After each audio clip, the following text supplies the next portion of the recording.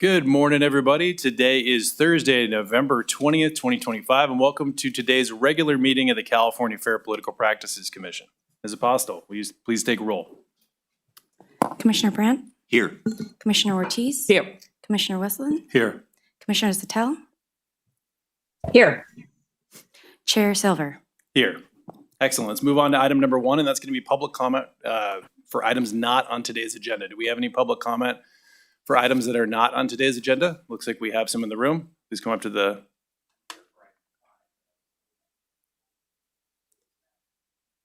No, the appropriate time to discuss item 5 on the consent calendar would be when we consider the consent calendar. Yeah. Thank you. Do we have any additional public comment for items not on today's agenda? Do we have any online, Ms. Postel? Okay, hearing and seeing none, why don't we move to item number 2, and that's going to be approval of the October 2025 minutes. Commissioners, do we have any comments related to the minutes? I make a motion to approve the October 2025 commission meeting minutes. I second. Ms. Apostle? Commissioner Brandt?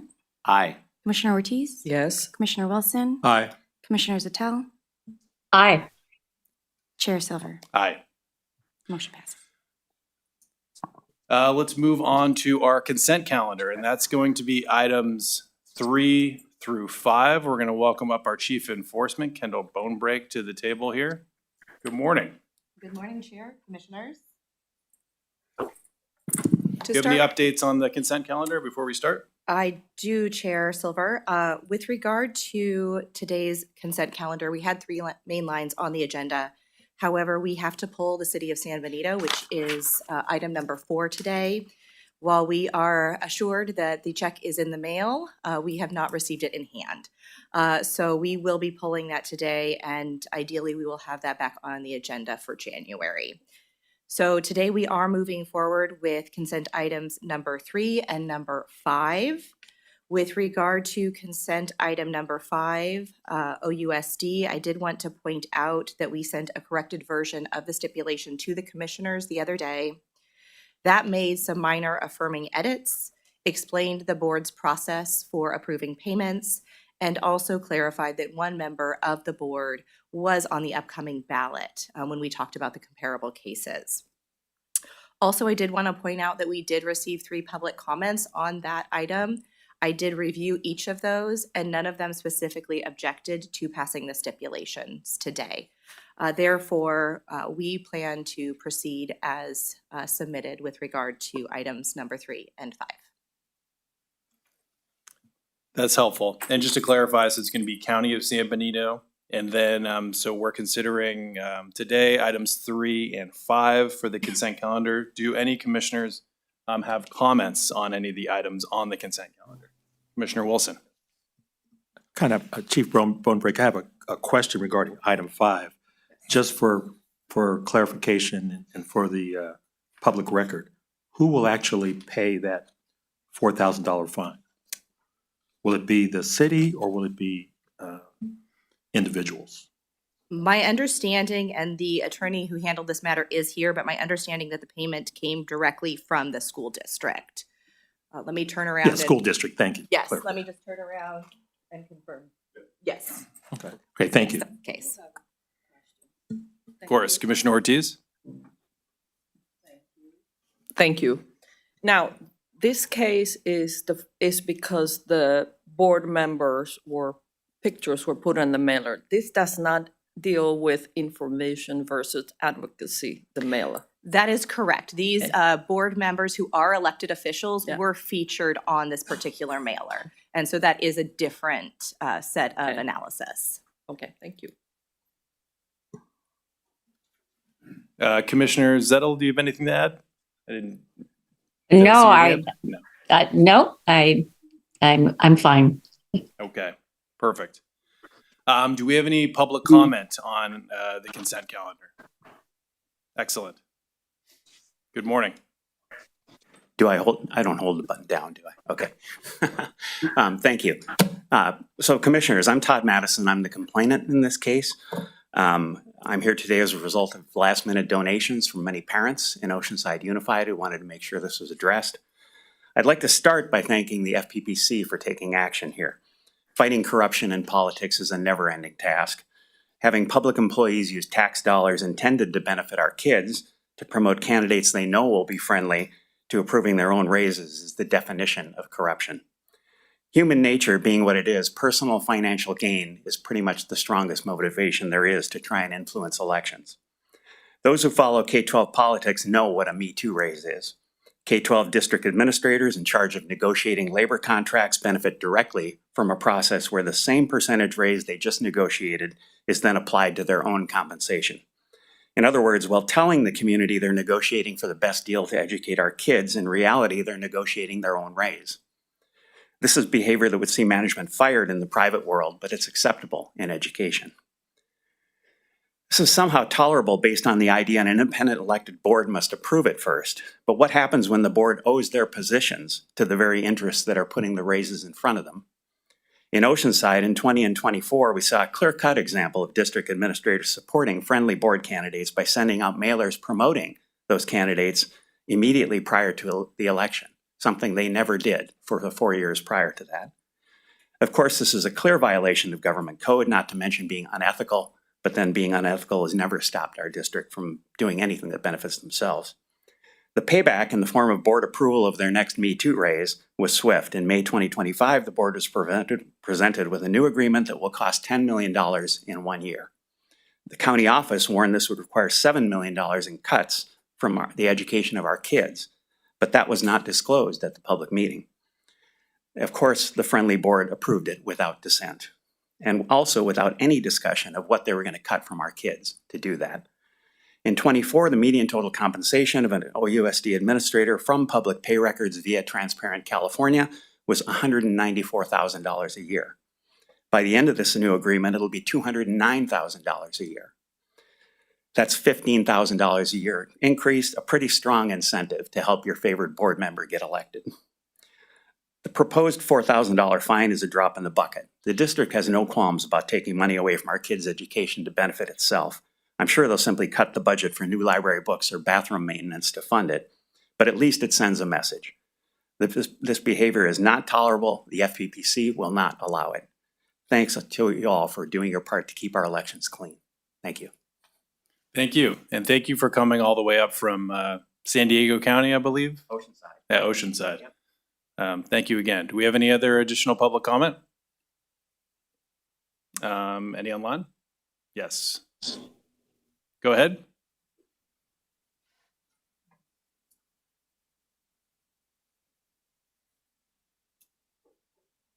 Good morning.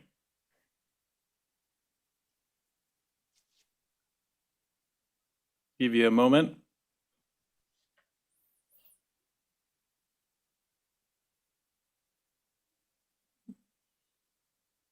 May I start? Good morning. Yes. My Go name is ahead. Emily Ortiz Wich. Okay.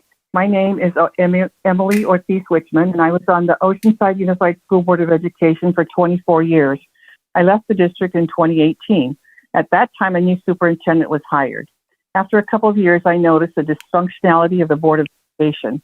The superintendent took over their duties and responsibilities as she saw fit, and continues with the superintendent's agenda, but also her personal agenda, which has brought forth no satisfactory increase of academic performance. She continues to ignore parents and the community, substantiated by an increase of lawsuits and payouts.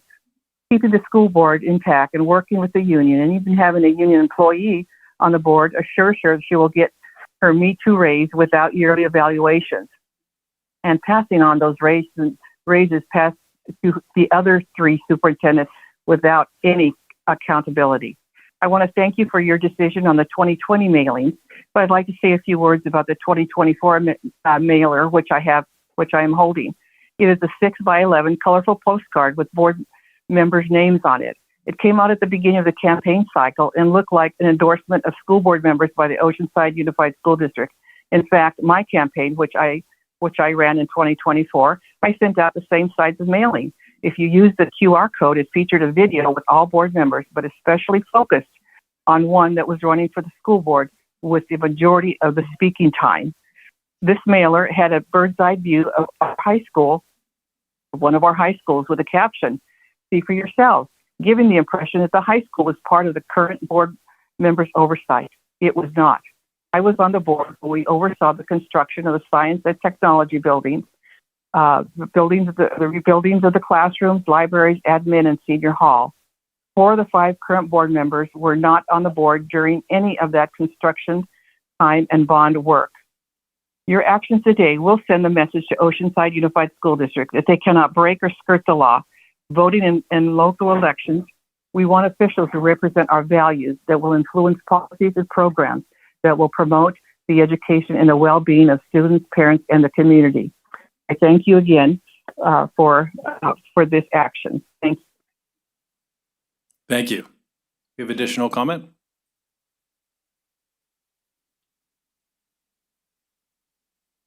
Good morning. Good morning.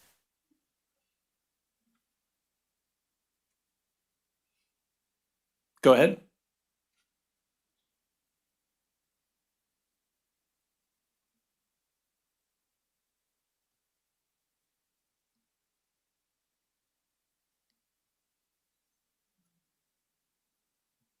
Hello? Give you a moment.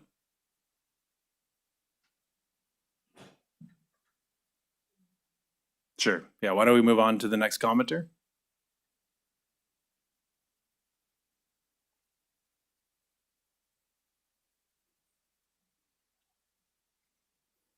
Good morning. You can go ahead.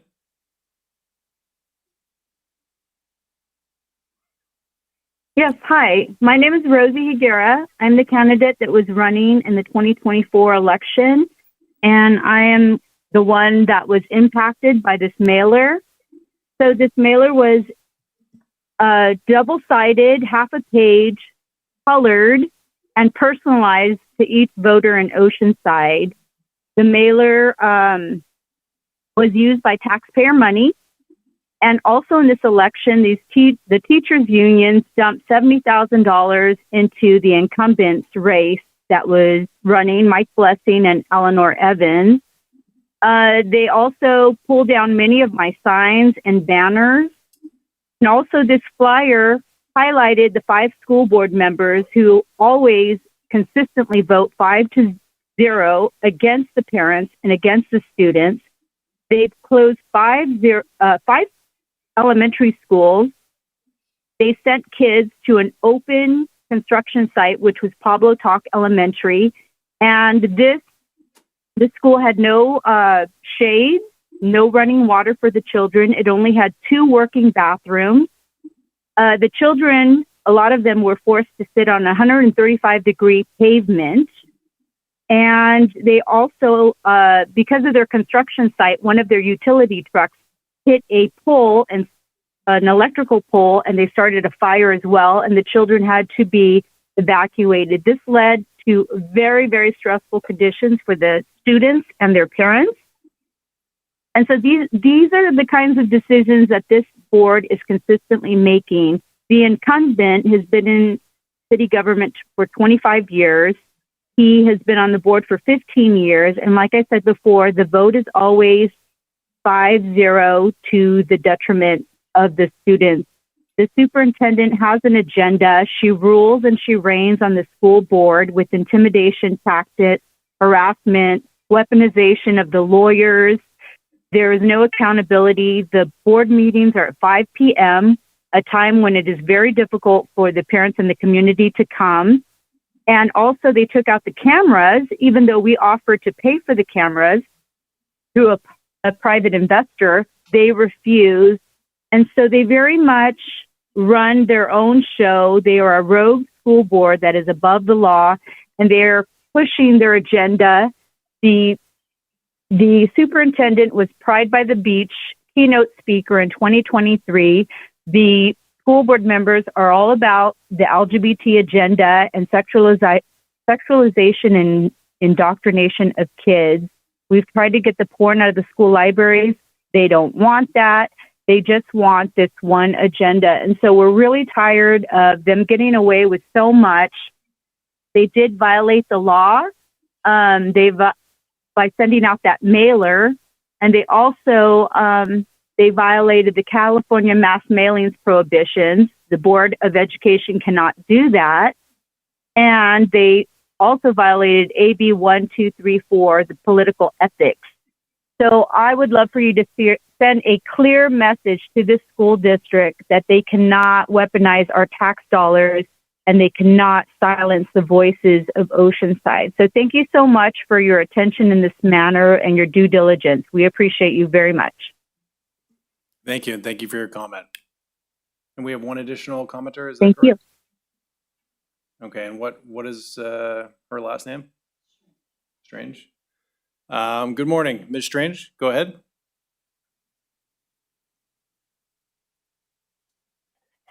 Ms. Strange? Can you hear me? Please confirm. I can, good morning. Great. Thank you. Good morning. Eleanor Evans and Michael Blessing, shame on you and the teachers union leadership who donated to your campaigns. But that wasn't enough, was it, Ms. Evans and Mr. Blessing? Now you're under FPPC investigation for taking tax dollars to fund your campaigns. And while you likely violated election rules to protect your seats, you are also approving graphic cartoon pornography and pushing gender ideology for little kids, material no child should ever be exposed to, especially the children of military families while they risk their lives for you and our country. Under your watch, Oceanside Unified is one of the lowest performing school districts in Southern California. Taxpayers don't want to pay for this broken system, let alone your campaigns. Your leadership is predictable. Ignore the community, dodge accountability, and listen to angry parents and teachers wanting education, not indoctrination. This FPPC meeting is just one more of your failures. Resign immediately, Evans and Blessing. You do more harm than good. Lastly, taxpayers' oversight for parents and students respectfully asks that the FPPC holds these two, Eleanor Evans and Michael Blessing, accountable and sentence them to the maximum penalties. Wish they could get jail time too. They deserve it. Thank you. Thank you for your comment. Do we have any additional public comment? No? Of course. Commissioner Ortiz? Thank you. And this is a general question. So if FPPC receives a complaint about a violation of an issue and staff starts investigating and they find something else, violation, are they allowed to pursue that other violation? Yes. Okay, thank you. Any other questions or comments from commissioners? Okay, any additional public comment? Okay, hearing and seeing none, I'm going to move to approve the consent calendar, which consists of items 3 and 5. Second. Excellent. Ms. Apostle? Commissioner Brandt? Aye. Commissioner Ortiz? Aye. Commissioner Wilson? Aye. Commissioner Zettel? Aye. Chair Silver? Aye. And Motion. Zettel, sorry. Thank you.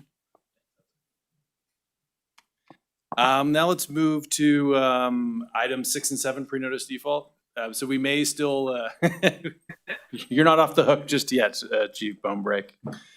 So we have 2 pre-notice items here. We have in the matter of committee to elect Steviona Evans, 2018, Adelanto City Council. Steviona Evans for Board of Supervisor, 2020. FPPC number 20/1097. And then we also have in the matter of Steven Sanchez, FPPC number 22887. Anything of note on those 2 items? Have those respondents reached out to us? Nothing of note. Neither have reached out to us since the notice of this default. This default will come, however, to the February board because the January board is not in Sacramento. So I just wanted to point that out. Okay, that's helpful. Any questions or comments from commissioners on these? Perfect. Okay. Well, thank you, Chief Bonebreak. Now let's move on to our general items. That's going to be items 8 through 15. And we're going to start with item 8, and we're going to hear from our manager of the Education and External Affairs Unit in the Legal Division, Chloe Hackert. Good morning, Ms. Hackert. We're going to be discussing first the adoption of the 2025-2026 Statements of Economic Interest, Form 700. Perfect. Good morning, Chair and Commissioners. As Chair Silver said, my name is Chloe Hackert. I am the Education and External Affairs Unit Manager in the Legal Division. And today I'm here to present to you the annual updates to the Form 700 and related documents for adoption. Every year, we update the Form 700 and related documents to make changes for relevant dates and filing deadlines. Additionally, the Form 700 and related documents have been updated to incorporate recent changes resulting from this year's legislation, including Commission-sponsored legislation AB 1286, requiring the disclosure of any arrangement for prospective employment by Section 87-200 filers, and SB 852, adding public officials who manage public investments to the list of individuals for whom the FPPC is the filing officer and who would be filing electronically with the FPPC, effective January 1st, 2026. So for your approval today, we have two options regarding the disclosure of reporting any arrangement for prospective employment by Section 87-200 filers. The first option is the Form 700P attachment. The FPPC is the filing officer for all Section 87-200 filers. Section 87-200 filers are required to file electronically with the FPPC's electronic filing system. Under this proposal, Section 87-200 filers will be prompted to complete the Form 700P attachment along with their normal filings of the annual assuming leaving office SCIs to disclose any arrangement for prospective employment if they are required to report it during that reporting period. And so that's option one. We also have option two, which is to report any arrangement for prospective employment on the existing Schedule C of the Form 700. Schedule C of the Form 700 is used to report income, loans, and business positions. And so that's commonly used for those schedules. And so any arrangement for prospective employment would also be reported on Schedule C. So we added a date field to Schedule C for option two. The date field is only applicable, however, to prospective employment. The date is not required for reporting income, business positions, or loans.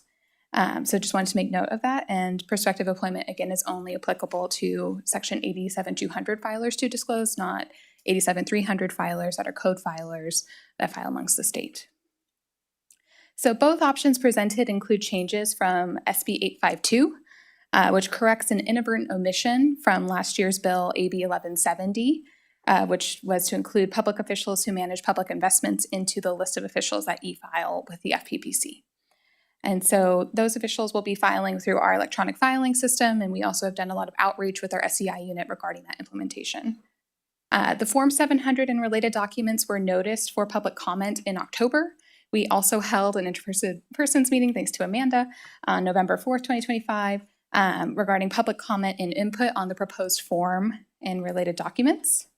We received input and comments from the regulated community, including feedback from our vendor Granicus, who hosts our e-filing system and who we contract with, and CalSTRS indicating that option one, the Form 700P attachment, may be preferable to option two, as it is likely to cause the least amount of confusion amongst filers regarding prospective employment, because again, it only applies to Section 87-200 filers at this time. And since the requirement to disclose this arrangement only applies to them, and we're the filing officer for all 87-200 filers, it will be prompted for them in our system and very easy for them to follow.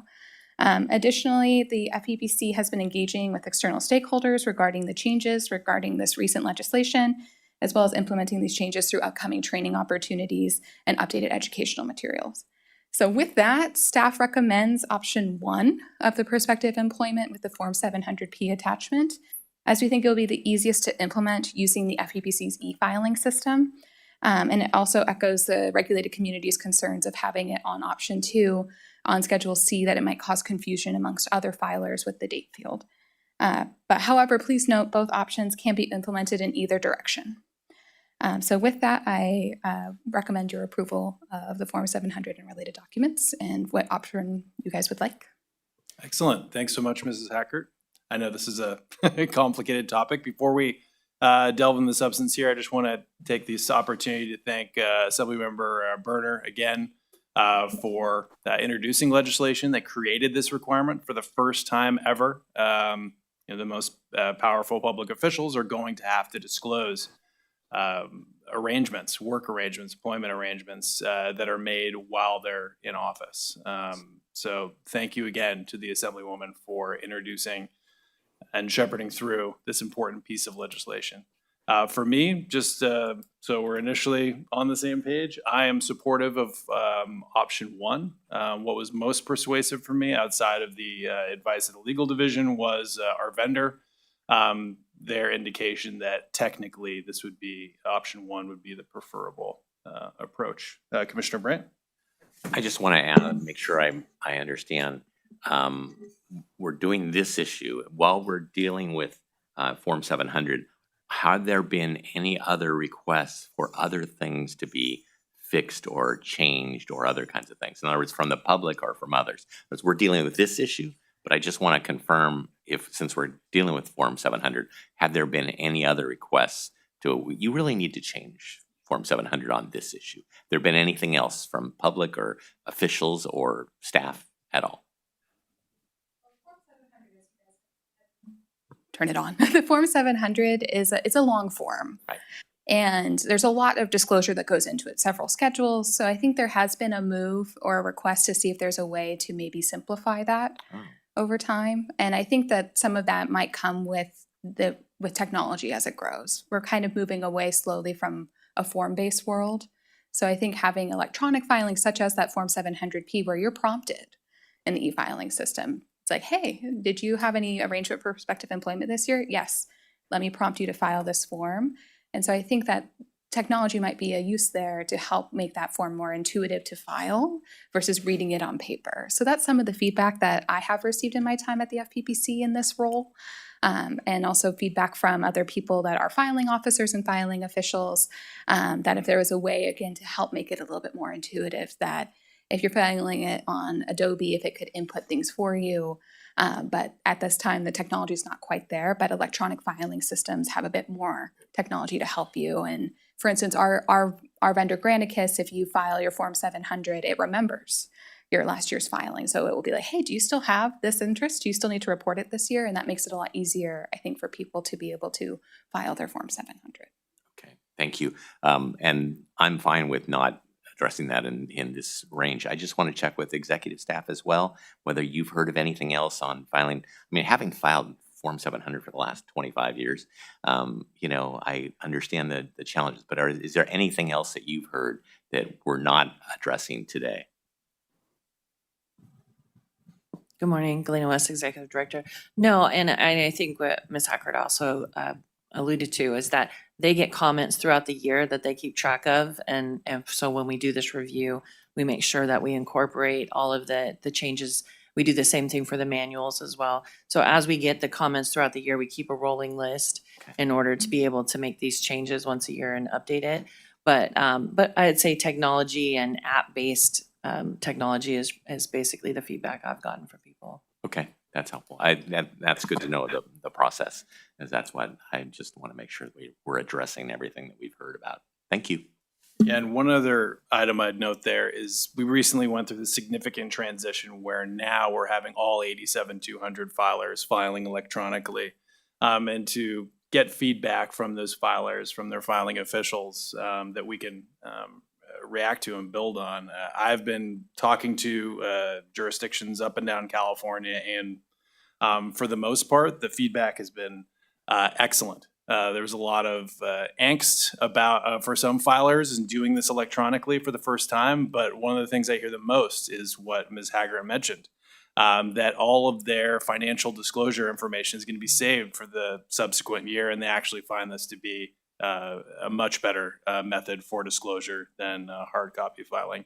And they really appreciate all the time that our SCI unit and admin unit and legal division have taken to assist with questions that are naturally going to come up with a transition like that. So thank you again for all your hard work on this. Commissioner Ortiz? Want to go ahead or girls first? I'm kidding. I agree with what, with choice, the option one, as staff suggested, but also the concern to raise by Granicus about option two. Granicus, I think is the vendor that's a lot of local government, help and file and all that. So yeah, I am with option one. Excellent. Commissioner Wilson? Ms. Hacker, thank you for all the hard work that you and your team have put into this. Option one clearly is, at least in my opinion, also the best option, and it eliminates the excuse that someone could have. Oh, I didn't know that I had to put this in my Form 700.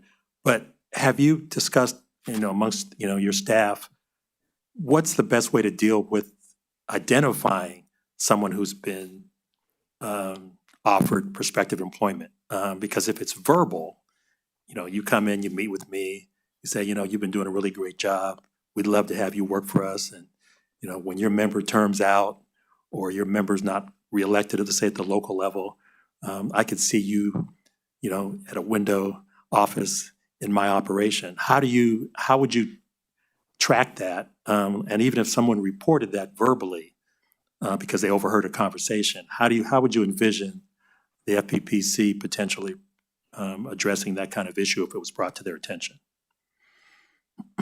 I will take the advice end of it. So on the front end, so with me and my team, we're on the front end. So we are the ones managing the phone lines, helping with trainings. And then we also have our sister program that does email advice and conflict of interest codes.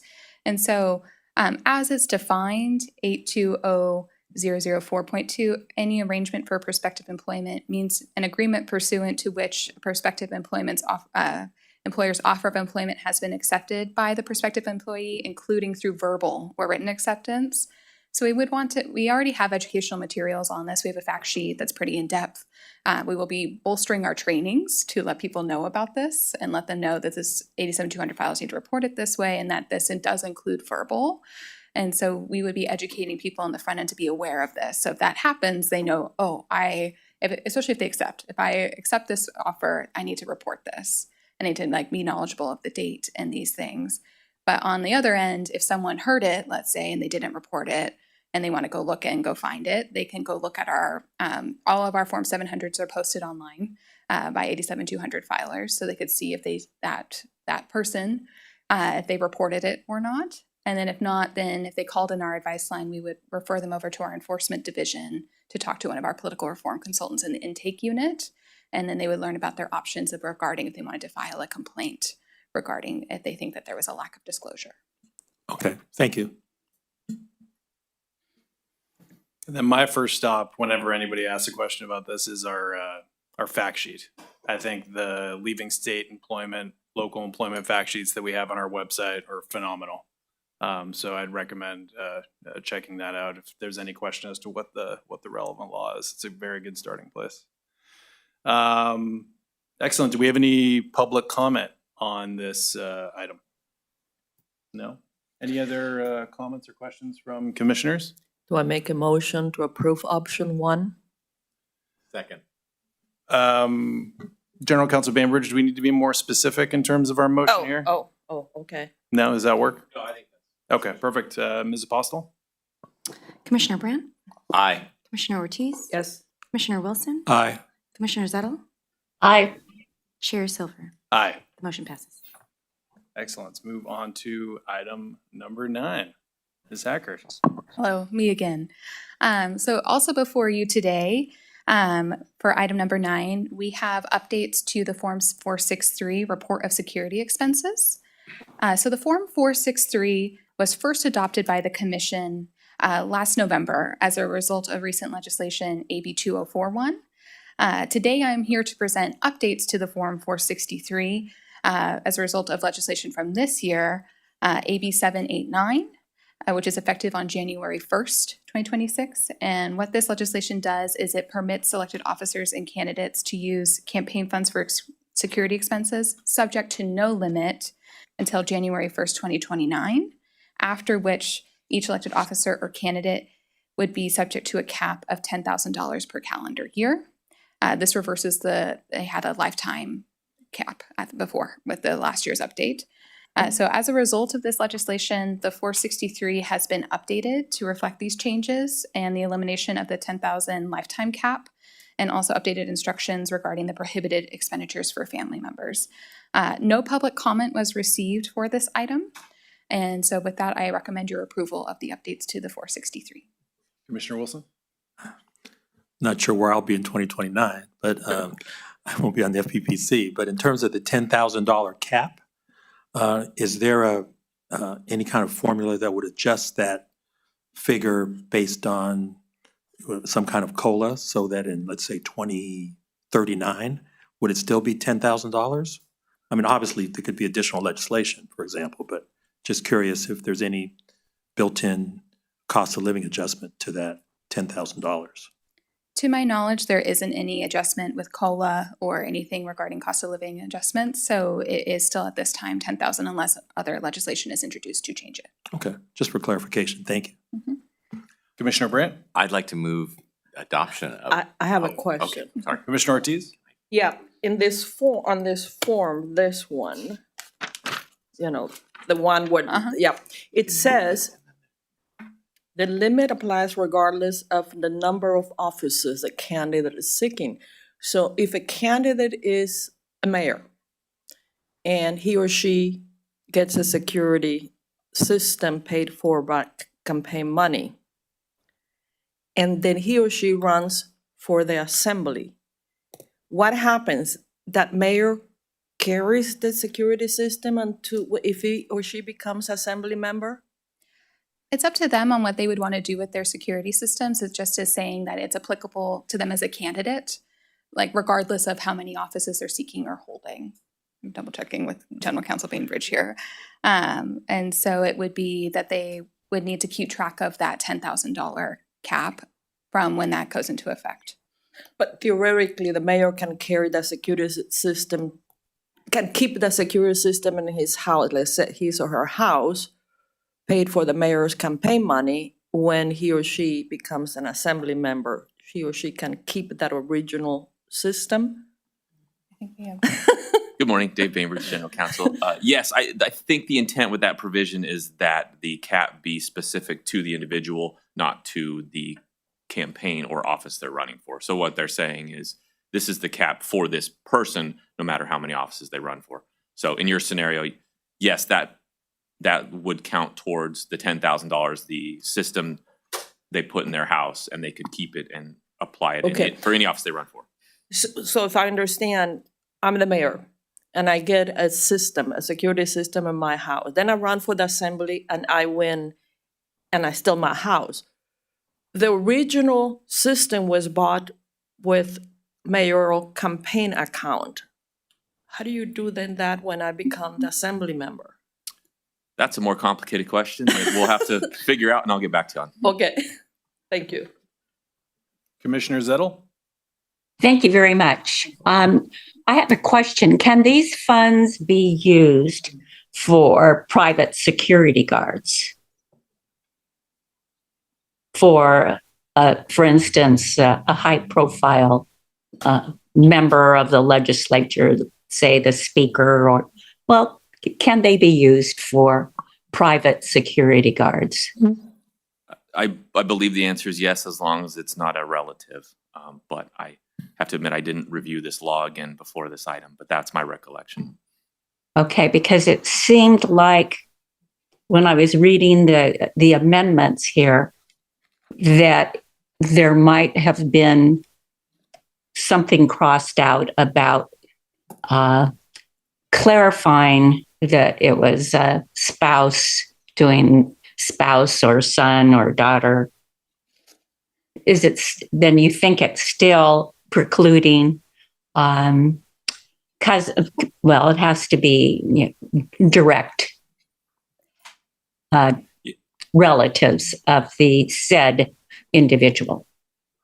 Right. There's a list in the new law of who cannot be paid with security expenses from a campaign committee.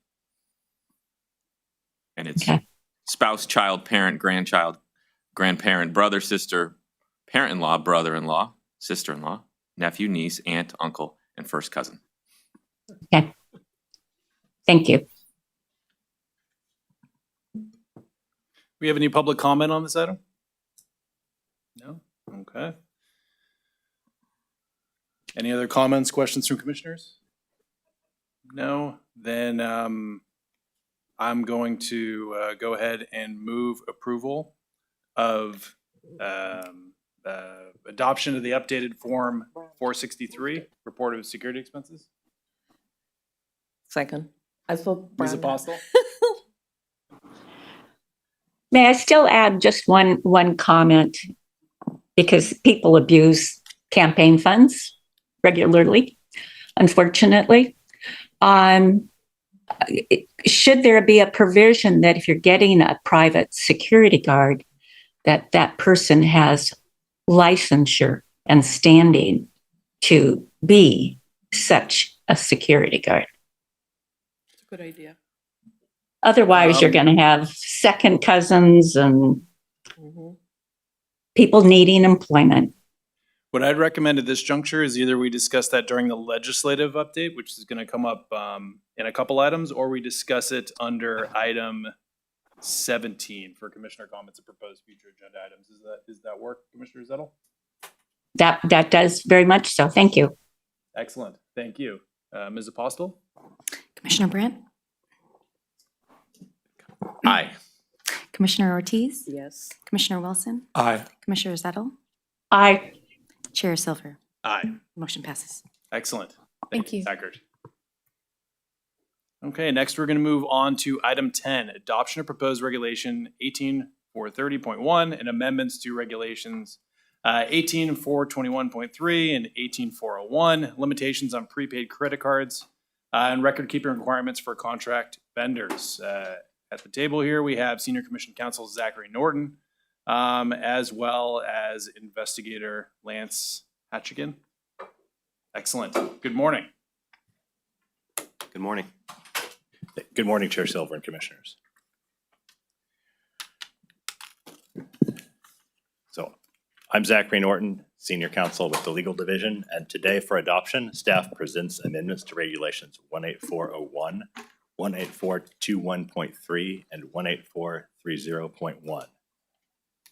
And these amendments concern 3 issues, and 2 of which were identified through extensive investigative work by the Enforcement Division's special investigators, and these were discussed extensively at the June and August meetings. And this includes issue 1, which is strengthening the verification requirements for contract vendors who collect online contributions on behalf of candidates and committees.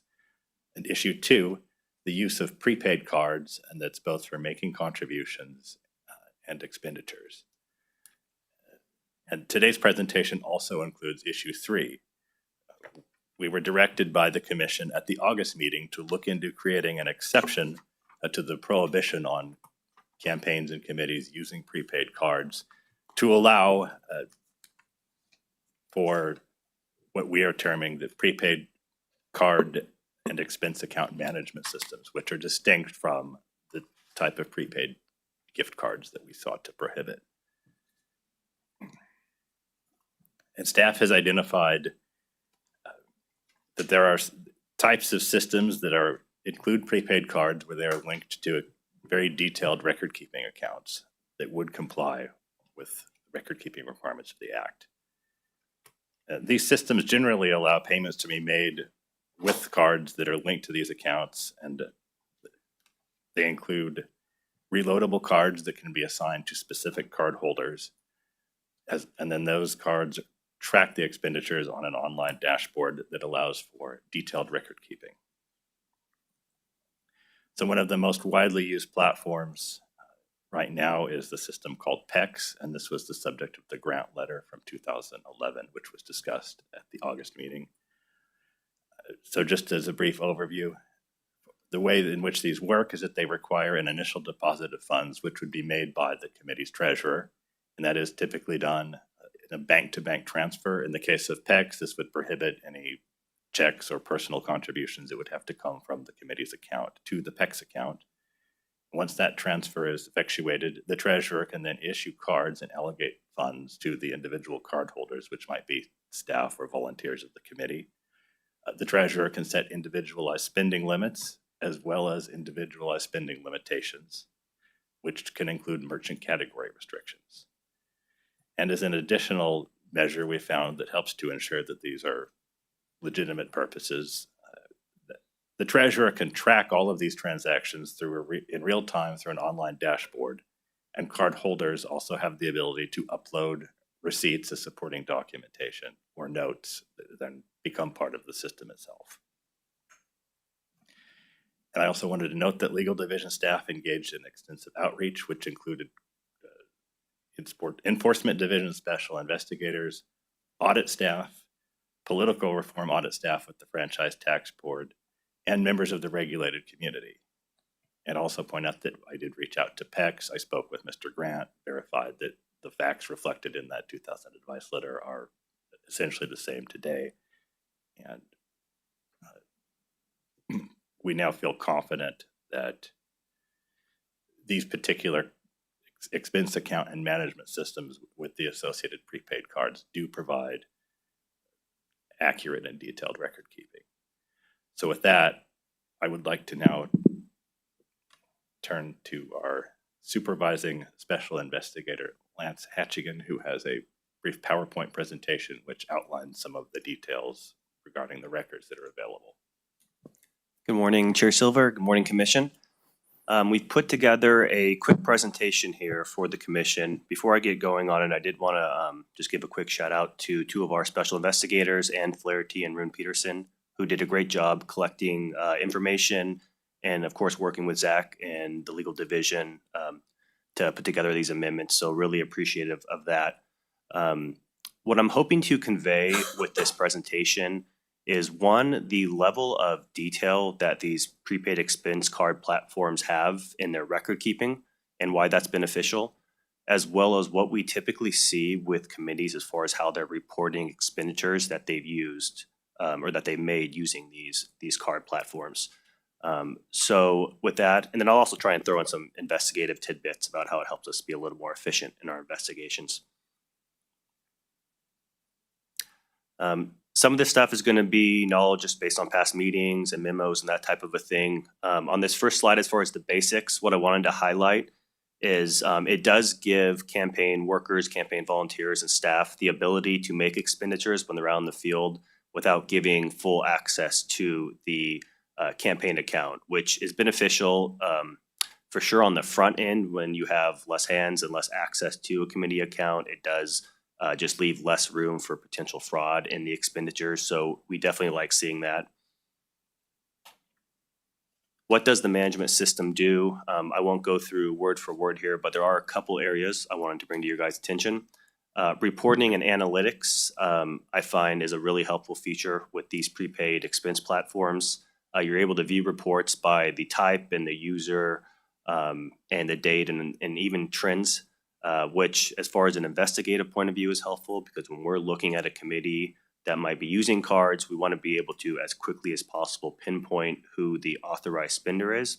And if you have multiple cards with committee staff or campaign staff, that can get a little convoluted. So the reporting really comes in handy there, as well as those analytics. And then policy enforcement, being able to, on the front end, block certain categories of expenditures is really helpful as far as hopefully preventing less complaints and less fraud with expenditures that don't have a PLG purpose. Benefits for businesses, as well as I think that could probably say campaigns and committees. Again, empowering employees without losing financial oversight. Things we've seen in investigations sometimes when you have candidates who are obviously concerned with campaigning and collecting contributions and getting votes, but not necessarily what happens on the back end as far as what's going on with the campaign account. There is space for a gray area and some fraud there, especially if you have multiple people that have access to the account. And maybe it's just small expenditures they're making and it's not being picked up on by the candidate or the treasurer. So it really does help, I think, on the front end in preventing fraud by being able to have that financial oversight. These are just two quick snapshots. The PEX card, which is one of the companies we talked about, as well as Bill.com. Nothing really out of the ordinary to point out here. Again, the PEX card, like these other ones, they have apps, which obviously makes it more accessible when you're in the field or wherever you're at to be able to allocate money to cards. This is kind of how they advertise their features with the card for the PEX. Something that I liked here, obviously being able to avoid cash from an investigative point of view. Cash makes things murky, so it's nice to avoid that. And again, being able to instantly approve or decline purchases based on their category or even ban certain categories of purchases is going to be really nice for committees that use these cards. And again, on that topic, here's essentially how it would look, and this is with PEX. They have different categories you can see there. You can set limits per purchase, the time of day. So there's some really nice safeguards in here for how we're spending campaign funds. Again, this one's a little wordy, but I'm just going to highlight a couple of things. So the central account management, the committee bank account held at a financial institution is still the sole funding mechanism of the committee. That does not change. So there's less room there. It's not like they're opening multiple bank accounts. And again, I kind of wanted to highlight at the bottom there the real-time monitoring. Being able to have the purchases show up in the dashboard right away and being able to track that is going to be really helpful for committees who use these cards. And then uploading receipts, in investigations, obviously written documentation is a huge element of what we get and what we obtain. Being able to quickly get that from committees is really helpful for how efficiently we can move our investigations. Again, a few more elements here, and I've kind of touched on these for the most part. Obviously, we like compliance, so it simplifies that aspect of it when they already have this information handy, and that's why we want committees who are going to be using prepaid expense cards to use the platforms that provide that. So potential misuse, a couple areas, and I won't get too in depth on this slide because I'm going to show a couple of examples. But failure by the committee to identify the card holder on the Form 460, you're going to see that in a few slides here. Essentially, what we want to avoid is Form 460s that just show expenditures where they just put PEX card or Bill.com or Divvy.com and an amount. And we have no additional detail beyond that of what it actually is. So once we get that proper detail and that proper reporting, I think it'll probably help on the front end by maybe not having to receive so many complaints because there's going to be less of a question mark of what the expenditure actually is. But the way that it's reported right now, how we see it, is just not sufficient for public transparency purposes. And then I'm going to just go through quickly a couple of these account statements. I mean, what I'd like you guys to take from this is it looks very similar to your bank statement. You have your starting balance and your ending balances. You have line items for the dates, deposits, and withdrawals. The level of detail is very similar to what you get from your bank, which is great, especially as far as being able to enforce compliance here. We have this information handy. On the next slide here, I'm not sure how zoomed in it is for you guys, but I've highlighted a payment to vendor Best Buy right there. So if I had this in a complaint or if I obtained it in an open investigation, that to me is a very clear red flag that I know exactly what expenditure I need to go look at. I would know who had the card and who made the expenditure. So in these investigations, we really like to interview people to figure out what exactly was the purpose. So I would know exactly who to go to talk about that expenditure from Best Buy. And then on the back end, this is kind of what I was talking about with the reporting we see.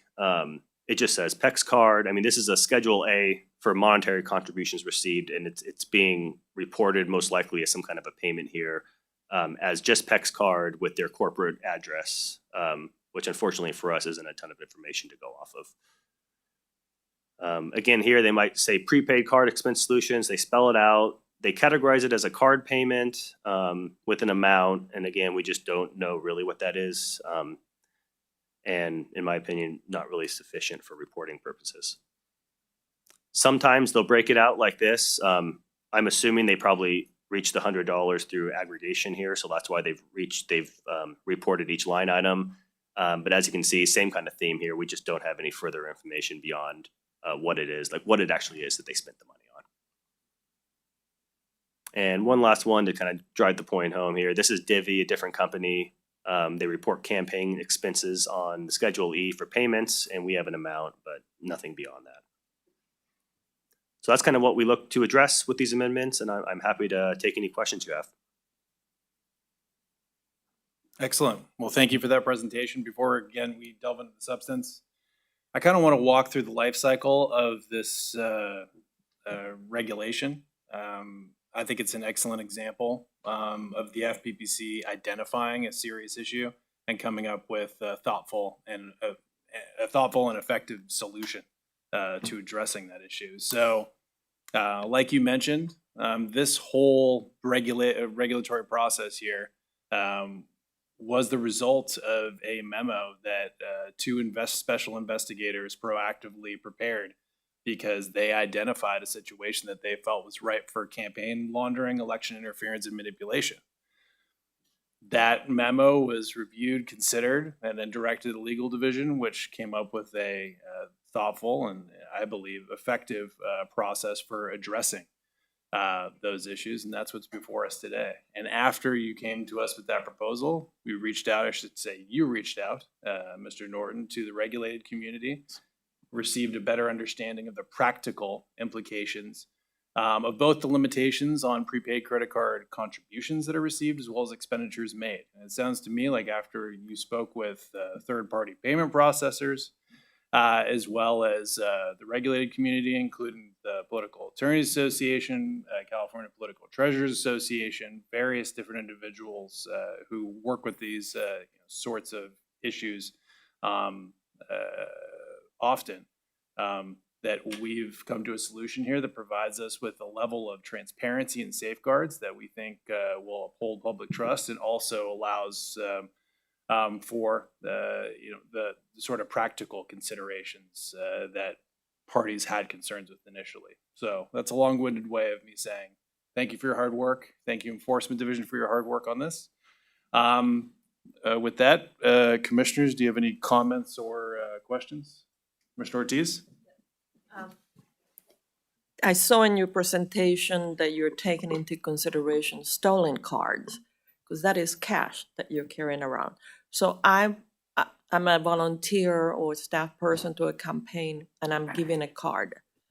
Then I haven't realized that the card has been stolen or stolen. I imagine that I report to the campaign manager or whatever, but somewhere it says that the treasurer is liable for unauthorized charges. So what happens in that time when I realize my card has been stolen and I report it, and that person had bought alcohol, all kinds of stuff? What happens in that situation?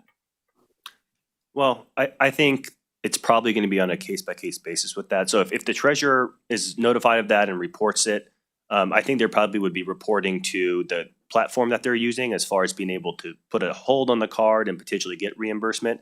In addition to that, though, I think we just want treasurers, not to lose that element of financial oversight to where they are acting promptly and responsibly when something does happen like that. And then, from an investigations point of view, that's obviously something we would address. I mean, we'd be able to confirm that actually took place, which is most likely a mitigating factor in what we look at. But yeah, I think in general, and maybe you can speak to this as well, but I think we just want these treasurers to act promptly when there is any No, kind I of fraud. understand that, but Yeah. there is that period of time that, it's a concern should be the concern for a treasurer, because it was alcohol and all that stuff bought. You have that reaction.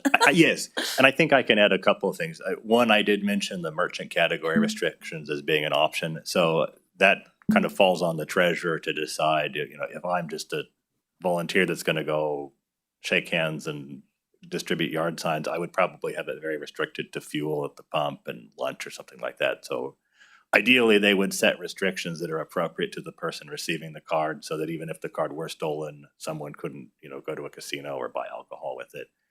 And because there is that dashboard, and we have two different issues, treasurer liability, but if I report to the treasurer, my wallet was stolen, I've lost the card, the treasurer can go on the dashboard and lock it down immediately. Or if if I'm a staff volunteer and I go, I'm visiting on break and go back away to college and forget to return the card, they can cancel the card so that I'm not retaining those funds. It's very easy to control that. So that's one element that kind of helps. I think the separate element is if the treasurer isn't aware the card's being misused, that is kind of a case-by-case enforcement issue of, how much oversight were you doing? Was this willful? But I do think that these built-in features kind of help to protect against some of that. But it's important to remind treasurers that providing a credit card to another individual does not allow you to avoid potential liability if that other individual engages in personal use or another violation of the law. So that's something that we've repeated over and over again. I hope it is something that treasurers really take to heart. Commissioner Brandt? I just want to say thank you because this has impressed me, the process that you've gone through and the level of detail and engagement of the community. I just think this is a great process. This is why regulatory agencies, in contrast to my experience in the legislature, we don't have the time or go to the level of detail. And so this is why this is a good example of effective regulatory agency, going into the details and understanding exactly how these cards work. And so I'm ready to go vote for it. But I just want to thank you. That's my expression to everybody who was involved, because that's the thing. It also seems like there were a lot of people involved, so thank you. Really appreciate the teamwork. Thank you, Commissioner Brandt. Commissioner Wilson? Commissioner Brandt couldn't have said it any better, but you guys have done excellent work, and it's a lot of detail, and I know there's, countless hours that were put in to implement these recommendations. So thank you. Thank you. And I join my fellow commissioners in thanking you guys for all the work. Thank you. Commissioner Zettel? Thank you, and adding my profuse thanks as well. What excellent customer service from the FPPC. Really stellar. I do have a question on which I've gotten so involved in listening to all of you. For momentarily, I have forgotten what the question is. Okay, we'll have to pass on that because I was totally involved in listening to all of you. Sorry. No problem. If you think of it, just raise your hand. I'll throw it back to you. I have a quick question in terms of reporting. Would you mind walking through the sub-vendor reporting related to PEX cards? Well, the expenses would be reportable as a expense of the committee at $100 or more. That includes the aggregation. So we would operate similarly to sub-vendor reporting for regular credit cards. Or I think it's similar to a bank card. It's the same as a bank card at the $100 threshold. Yeah. Okay. Just want to make sure that's clarified for yes, the regulated community. And I would like to add, just based on my feedback and conversations with the regulated community, including treasurers, that it sounds like because of the grant letter in 2011, many of these committees are already using specifically the PEX cards because the grant letter was specific to the PEX cards where we gave the okay that yes, based off of this all sounds fine.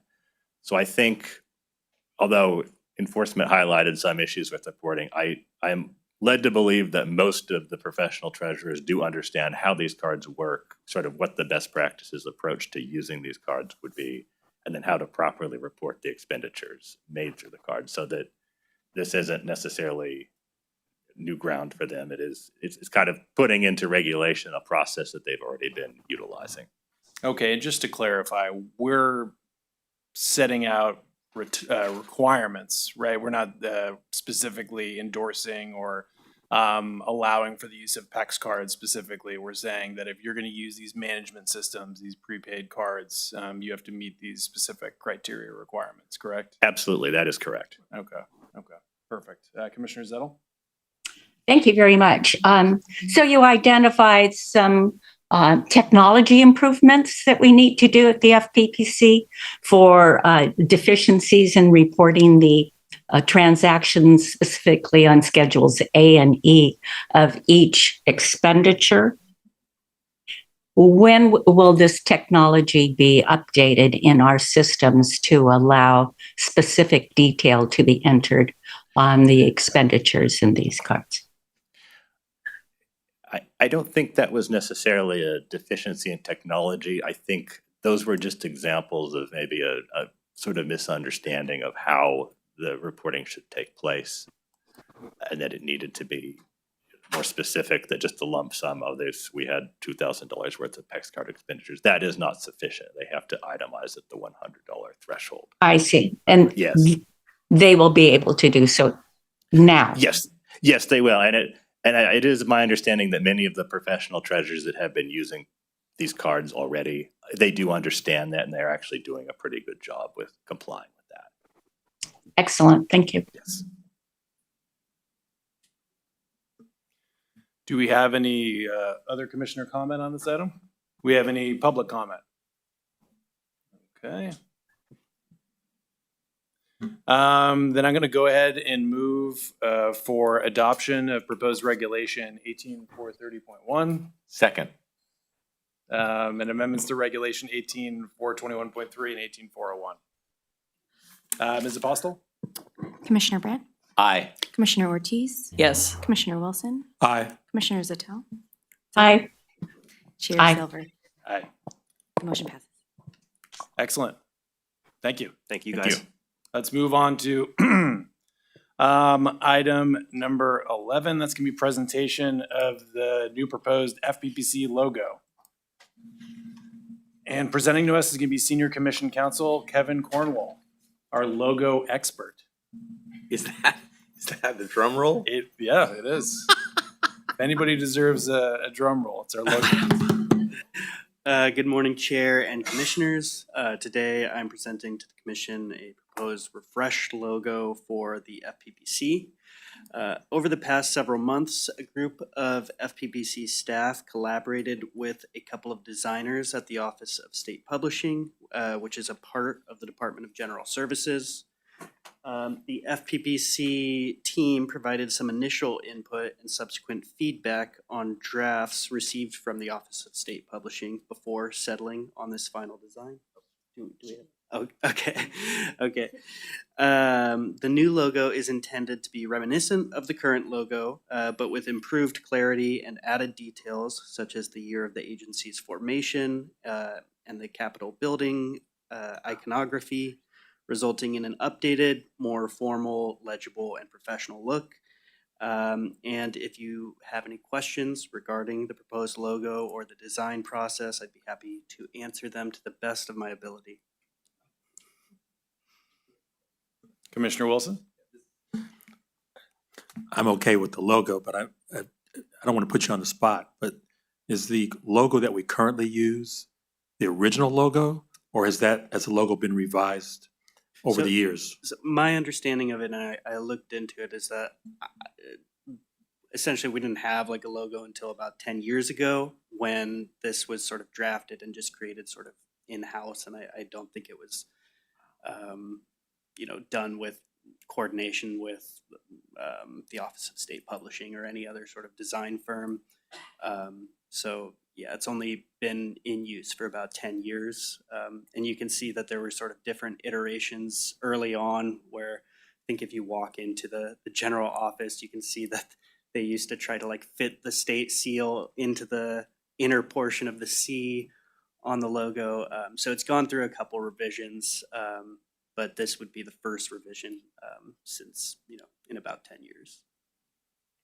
All right, thank you. I wasn't trying to put you on the spot, but gave me some great history. Thank you. Excellent. Well, thank you again. I think it's, worth noting here that this whole process was kind of spurred on by an email that you sent out about kerning. Is that the term of art? Yeah, it's the term for like the spacing between characters, and it's just thought there's a little bit of overlap between the it's F kind and of the P, but and then the squished P and the together in C. the logo, but yeah. That's the sort of attention to detail that we expect out of Senior Commission Counsel Cornwall here. So genuinely, thank you so much for your work on this and for shepherding this through, and excellent job. Do we have any public comment on this? Perfect. Well, thank you, Mr. Cornwall. Thank you.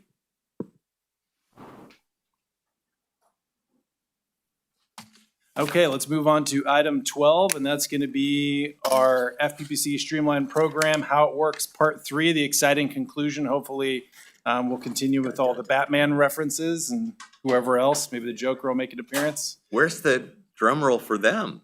You know, it's like.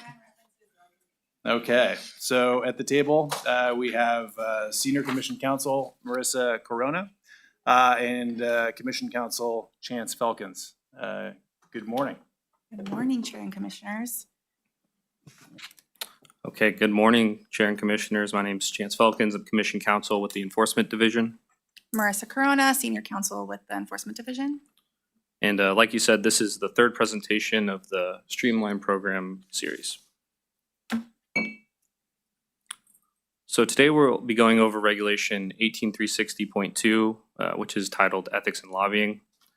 Additionally, we'll be going over a few violation sections in Regulation 18360.1 that were not covered in the previous presentation. So more specifically, Part 3 will cover the violations listed on the slide. We'll be going over each in detail with a majority of them including hypos. The presentation will not go in the exact order of the violations listed on the slide, but again, we'll cover everything. Oh, I'm so sorry. Oh. Rookie mistake. Okay, so sorry. This was the slide. These are all the violations we're going to cover. They're not going to be in order, but you know the majority of them are going to include hypos. So.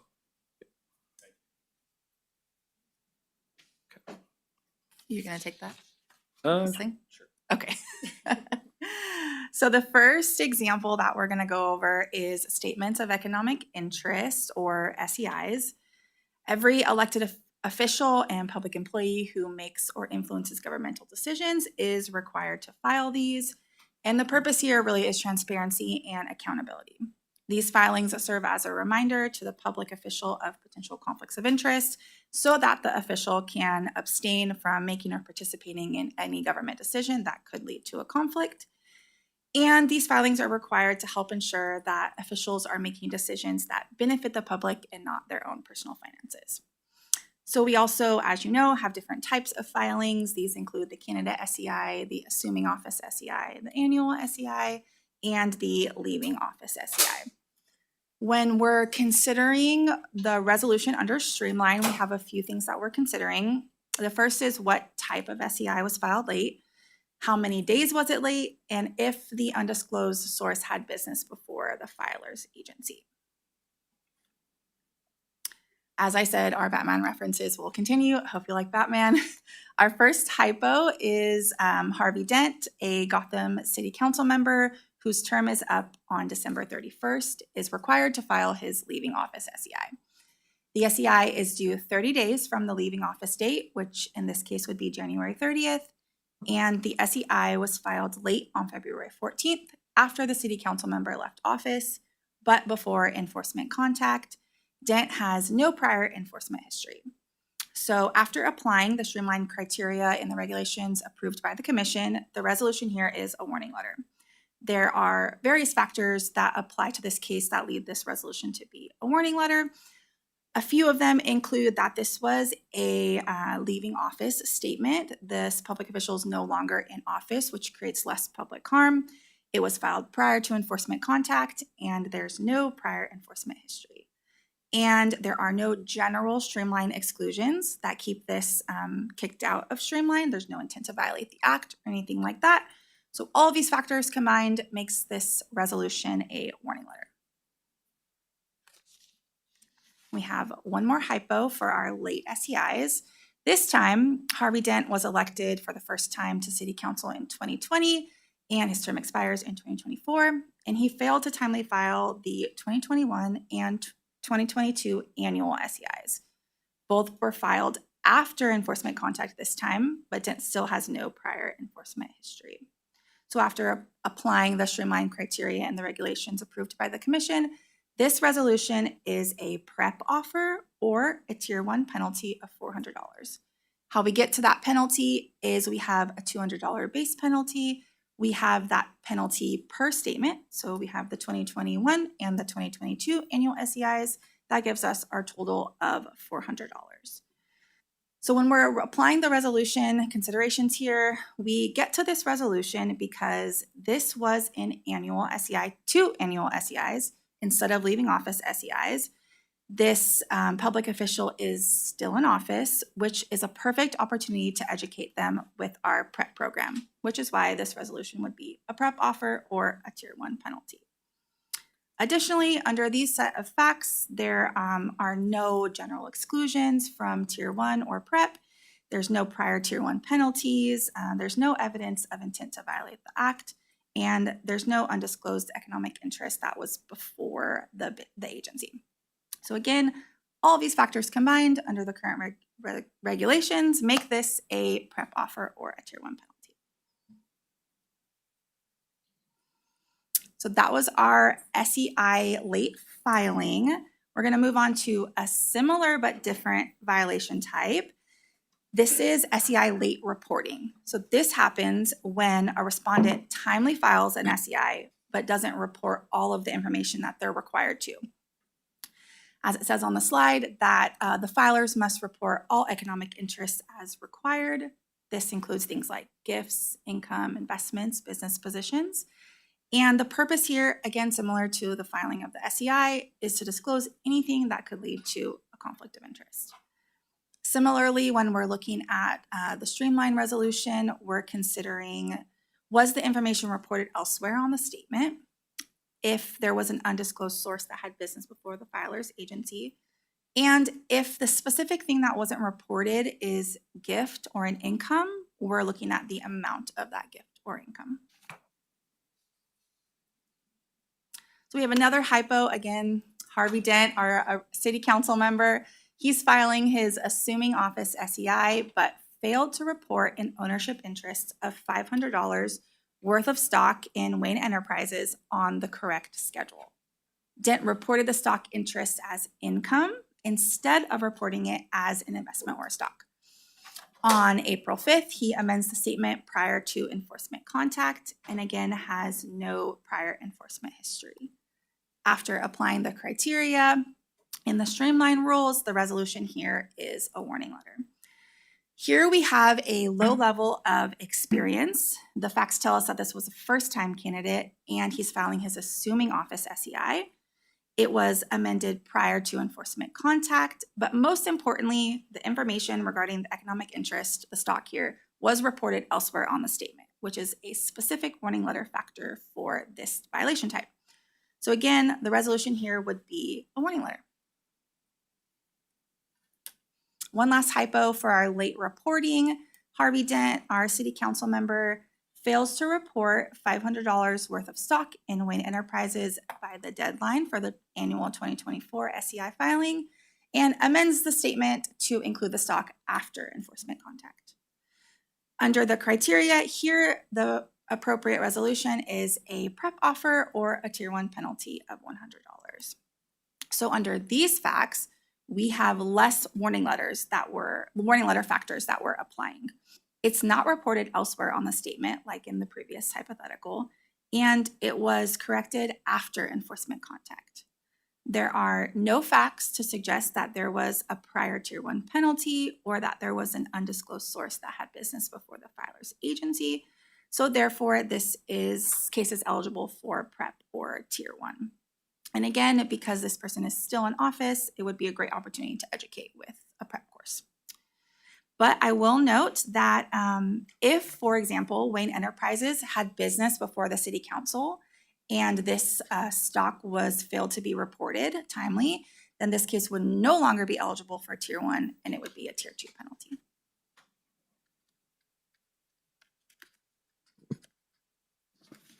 Okay, so now we're going to be talking about gift limit violations under the streamline regs.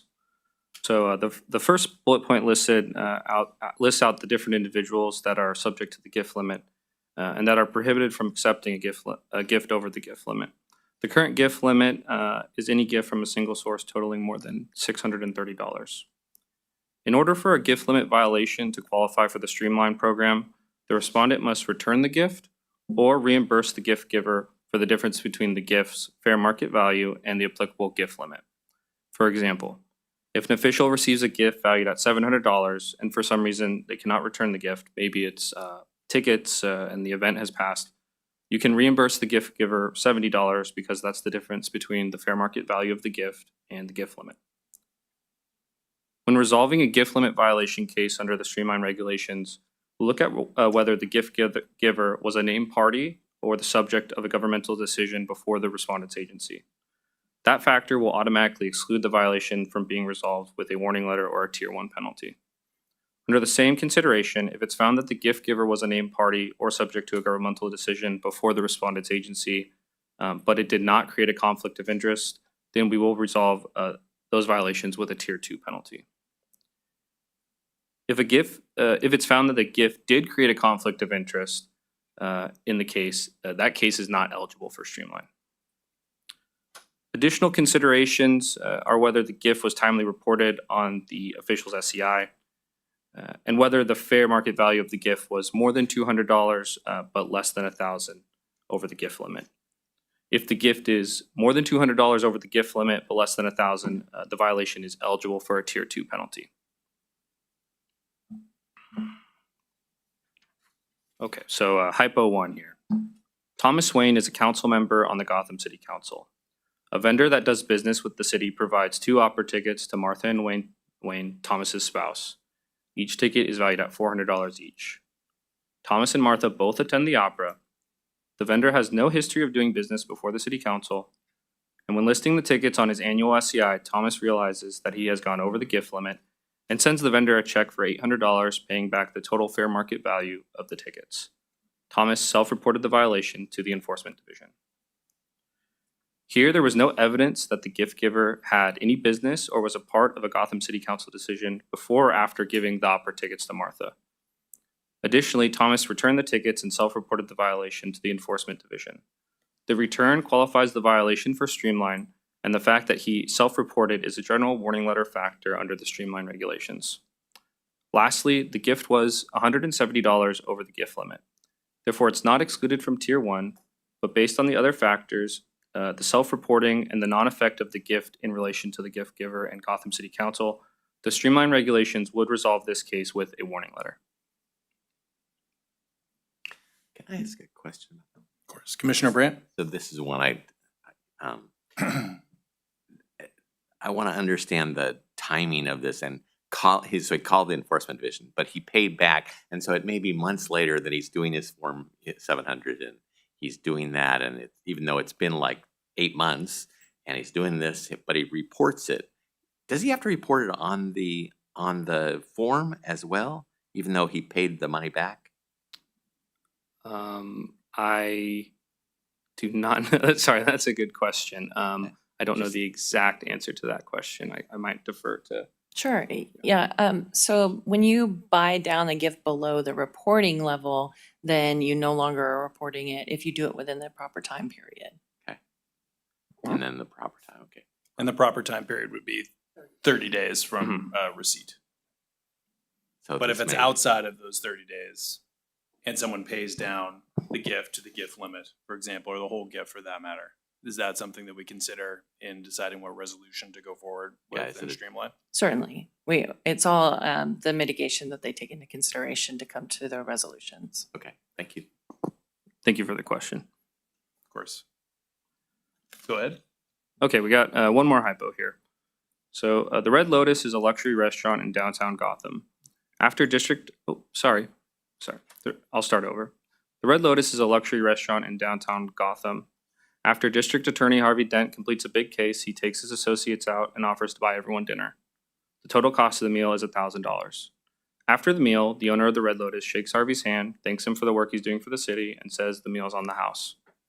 Harvey, as an official listed in Government Code Section 87200, timely reports the comped dinner received at the Red Lotus on his annual SEI. Lastly, the Red Lotus is not the subject of any governmental decision before the District Attorney's Office.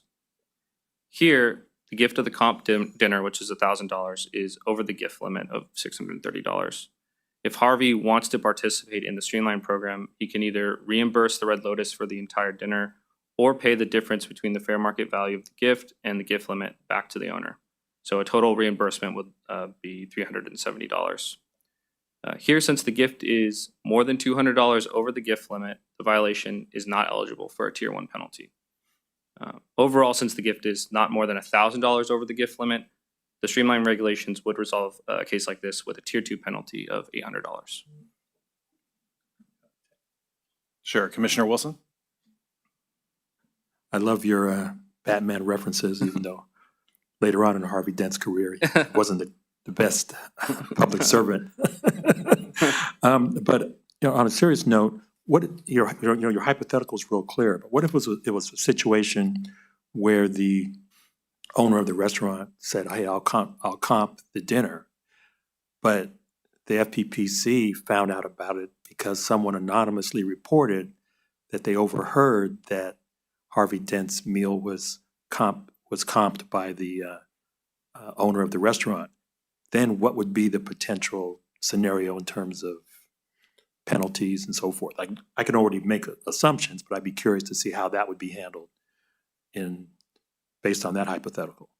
Yeah, I think in the notes I didn't include that he had self-reported, so that would be a situation where someone hears something and we get a complaint, and then it moves on, and then we discover through investigation that this had happened. So again, once it's found out, as long as other factors like this creates we find a conflict of interest is created, or the business has a case where Harvey's involved, creating that conflict of interest, as long as he can either pay it back or buy it down for the reimbursement, it would still be qualifying for the Tier 2 penalty, which is the highest penalty that we can kind of put on for this type of violation. Okay, thank you. Sure, and I would add to that as he stated before, that intent to conceal is one of the exclusions. So if there's evidence that there was an actual intent to conceal that activity, then that would exclude them from Streamline. Well, would that be intent to conceal, or I just forgot that the owner of the restaurant comped me on that meal, and I don't do any business with him, so as a DA, I didn't think it was any big deal. It's a totality of circumstances. So when, as in the earlier presentation, when the special investigator was giving you those examples of looking into the different things, I mean, if you look into it and this guy does business before all the time, and there's generally going to be a factor that shows you that there was an intent to conceal it as opposed to show it to the public, then you're going to realize that from the facts as they come out. Thank you both for the clarification. I have a question. Commissioner Ortiz? Thank you.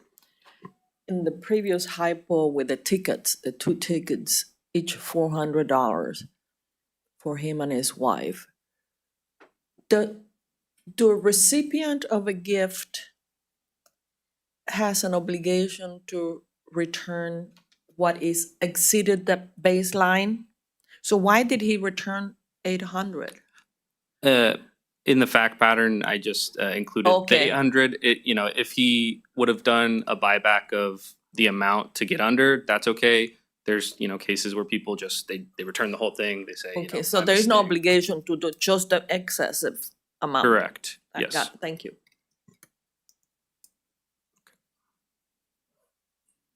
Okay, so the next section that we're going to cover is proper recusal for a conflict of interest. Now, before we begin, I want to make something very, very clear. Conflicts of interest violations are not eligible for Streamline. These rules relate to the proper procedure for a recusal, i.e., did the official properly recuse themselves after a conflict has been identified? The circumstances that lead to a Streamline penalty under proper recusal are very limited. If a public official identified a conflict of interest, did not take part in that decision, but failed to properly recuse themselves, that official may be eligible for Streamline. In order to properly recuse themselves, the official must identify the specific interest that gave rise to the conflict, and they must leave the room or the meeting. So if the official doesn't do either of those things, then they are not eligible for Streamline. But if the public official does one but not the other, they could be eligible. And this makes sense right before we get into the hypo. The public harm here is lower because the public official has identified the conflict, failed to participate in the decision, did not make any decision related to the conflict. So that's when we're considering, is this a proper for streamline? But here's our hypo to kind of flesh this out. Harvey Dent, Gotham City Council member, realizes that he had a conflict of interest on an item on the agenda. On the record, Dent states, I have a conflict of interest and I will be recusing myself for that item. He leaves the room before the item's voted on. The rest of the council votes on that item, and Dent returned after the vote and the meeting continues. Dent disclosed the specific financial interest on the SEI and has no prior enforcement history. So remember, to properly recuse, you must give a public identification of the very specific financial interest that gives rise to the conflict and leave the room or the meeting. In this fact pattern, although Harvey Dent says on the record, I have a conflict and I need to recuse myself, the recusal is not proper because he does not identify the very specific public interest, the specific financial interest that gave rise to the conflict. So he does potentially fall under streamline. This resolution under the streamline regs approved by the commission would be a tier 1 penalty of $400. Here, there's no facts to indicate that he has a low level of experience with the act or that he's left office. This person is still in office. And these facts fit squarely into the tier 1 criteria. The official identified a conflict, which we have, and the official did not vote on that item, which we also have, and the official failed to give specific information about the conflict. So that's why this is a tier 1 penalty. As always, we're looking at those general exclusions. Is there intent to violate the act, mislead the public, things like that? So if none of those are present, the penalty would be a tier 1 penalty.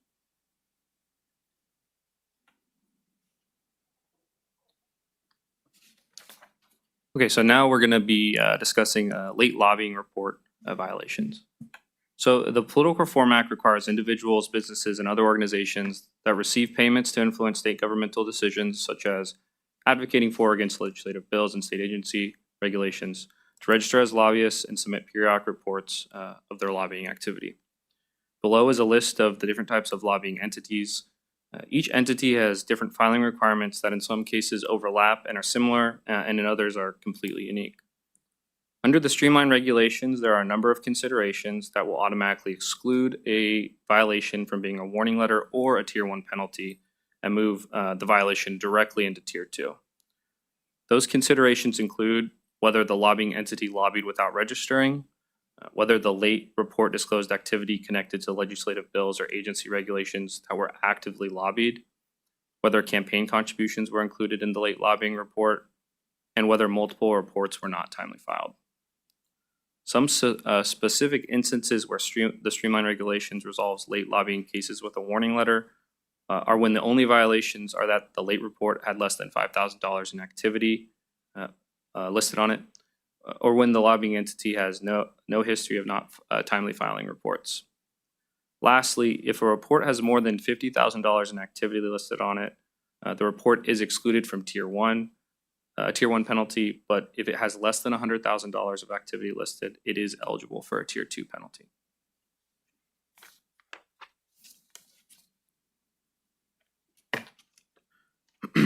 Okay, so let's go through these rules with Hypo 1. So Wayne Enterprises hires Lucius Fox as an in-house lobbyist for the 2023-2024 legislative session to lobby the Gotham legislature to pass SB 123.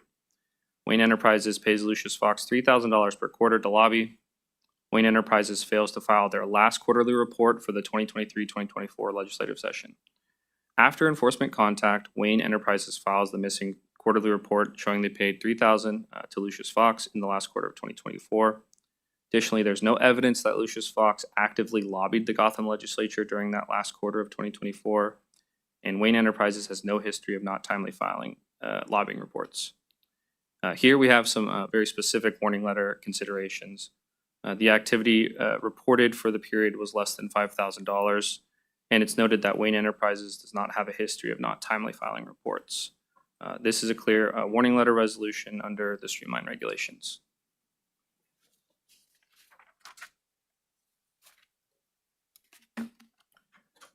Okay, so hypo 2.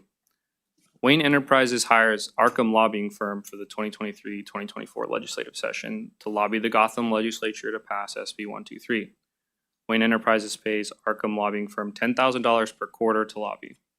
Wayne Enterprises fails to file their last quarterly report for the 2023-2024 legislative session. After enforcement contact, Wayne Enterprises files the missing quarterly report showing they paid $10,000 to Arkham lobbying firm in the last quarter of 2024. Additionally, Arkham lobbying firm admits that they actively lobbied SB 123 in the last quarter of 2024. In this hypo, we have similar facts but two major changes. One, the quarterly amount is raised from $3,000 to $10,000. And two, there's evidence that Arkham lobbying firm actively lobbied SB 123's passing in the last quarter of 2024. The second fact automatically excludes this case from being resolved with a warning letter or under Tier 2. Therefore, the streamlined regulations would resolve this case with a Tier 2 penalty of $1,000. $800 is the base penalty plus 2% of the activity reported on the late report. 2% of $10,000 is $200. So the total Tier 2 penalty would be $1,000.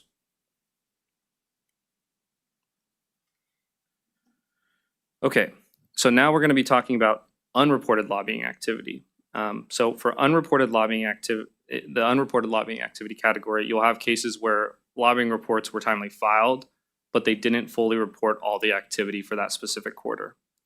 For cases where the only violation is that the report didn't include up to $5,000 in activity, the streamlined regulations resolves those cases with a warning letter. The second point listed, whether the unreported amount is greater than 20% of the activity required to be reported or greater than $50,000, is a factor that will exclude the violation from being resolved with a Tier 1 penalty. Lastly, as long as a report does not have more than $100,000 of unreported activity, it is eligible for a Tier 2 resolution under the streamlined regulations.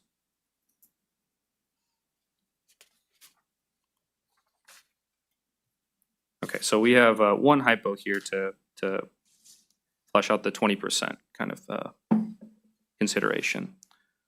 So Alfred Pennyworth and Partners is a lobbying firm registered to lobby in the 2023-2024 legislative session.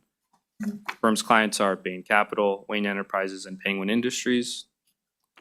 Each entity pays Alfred Pennyworth and Partners $6,000 per quarter to lobby against SB 123 passing. The firm timely files all quarterly reports, but fails to include a payment made by Bain Capital on the fourth quarter of the 2024 report. Here, the streamlined regulations would resolve this case with a Tier 2 penalty. The late reported activity is greater than the warning letter consideration of $5,000, and the percentage of late reported activity is additionally greater than 20%. The late reported $6,000 is a third of the payments made to Alfred Pennyworth and Partners for the fourth quarter of 2024. So the total unreported amount equals 33% of unreported activity. Therefore, under the streamlined regulations, this case would be excluded from Tier 1 and resolved with a Tier 2 penalty of $720.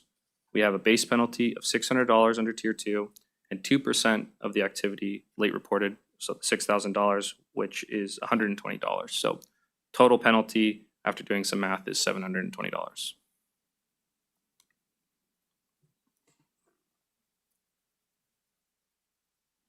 Next, we have slate mailer organization filing. And before we get into that, I want to just define what a slate mailer is for us. A slate mailer is a mass mailing that supports or opposes 4 or more candidates or ballot measures. On the next slide, we have a little example. Maybe you have seen something like this in your mailbox. This is a slate mailer. It has on the right 3 candidates that the mailer supports, and on the left, it has support for Measure A.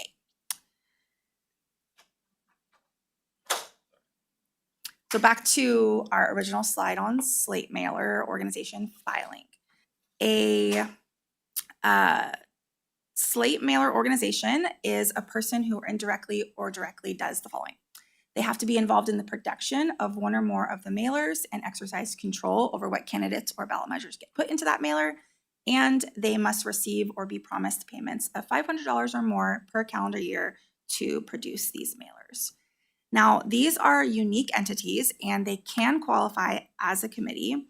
And due to them being unique, if a slate mailer organization qualifies as a committee, they have very specific slate mailer organization filing requirements.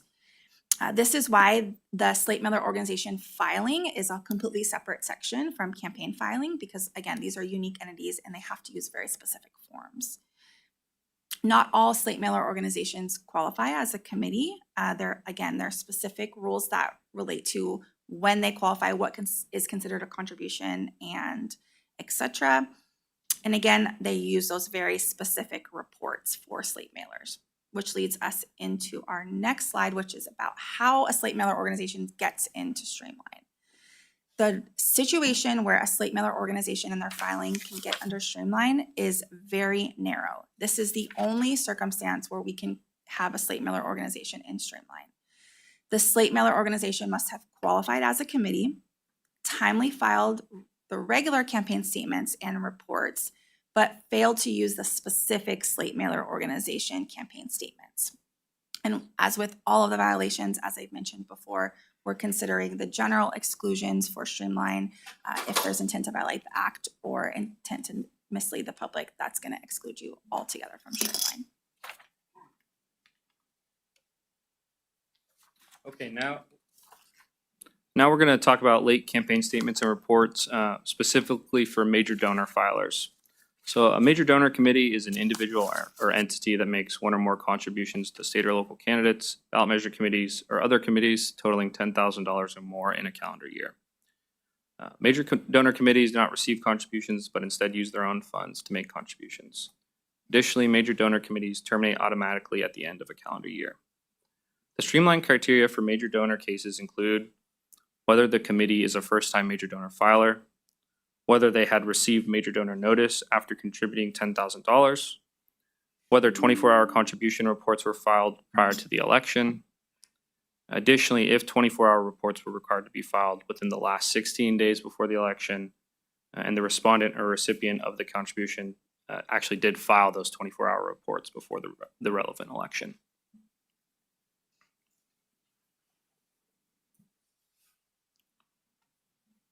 So here we have a hypo that's going to focus mostly on this 16 days before the election issue. Wayne Enterprises is a first-time major donor that makes 2 contributions of $10,000 to Harvey Dent for District Attorney 2024. Both contributions were made 16 days before the 2024 general election. One 10 days before the election and the other 5 days before the election. Wayne Enterprises files one 24-hour contribution report late but before the election. Wayne Enterprises does not file a 24-hour contribution report for the other $10,000 contribution.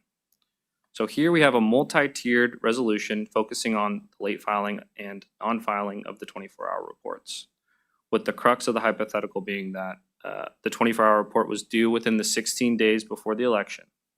One we have late filed and one we have non-filed. The focus on the 16 days before the election is based on the fact that those 16 days are the amount of time between the last filed pre-election report and the election. Therefore, any activity during those last 16 days isn't reported until the semi-annual report, which is due in the next year on January 31st. Essentially, the 24-hour contribution or expenditure reports are the last notice the public will get of campaign activity before the election. This case is resolved under the Streamline regulations with a Tier 1 penalty of $200 for the 24-hour report that was filed late but before the election, because although the report is late, the public still has an opportunity to review the entity's activity before the election. Oppositely, the non-filed 24-hour report, the Streamline regulations resolves that violation with a Tier 2 penalty of $800, the max penalty in this instance. So we would have a clean total penalty of $1,000 for this hypothetical.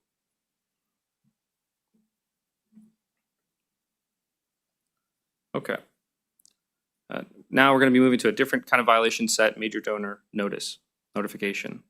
So candidates or committees that receive one or more contributions totaling $5,000 or more in a calendar year from an individual entity must send the contributor written notice they may have a filing obligation.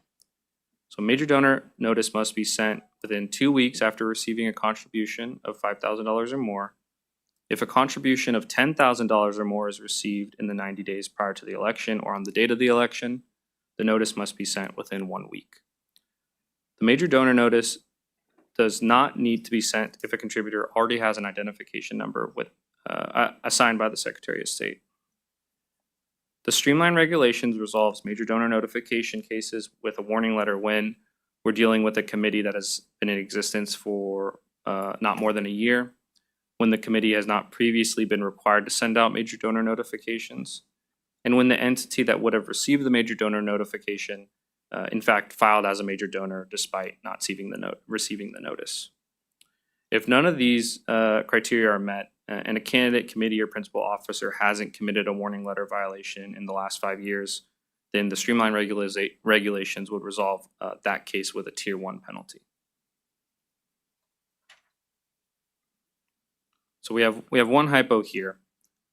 The ballot measure committee, Neighbors for a Safer Gotham, Yes on B, receives a $10,000 contribution from Batman and Robin Company during the pre-election period of the 2024 general election.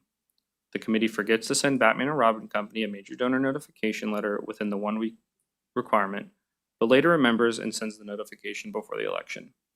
The committee had not been has not existed for over a year and has not been required to send major donor notification letters in the past. Under the fact pattern here, we have 2 of the 3 specific warning letter considerations for major donor notification violations. The committee has not been in existence for more than a year, and the committee did not previously receive large contributions that would have required them to send out major donor notifications. Therefore, the streamlined regulations would resolve this case with a warning letter.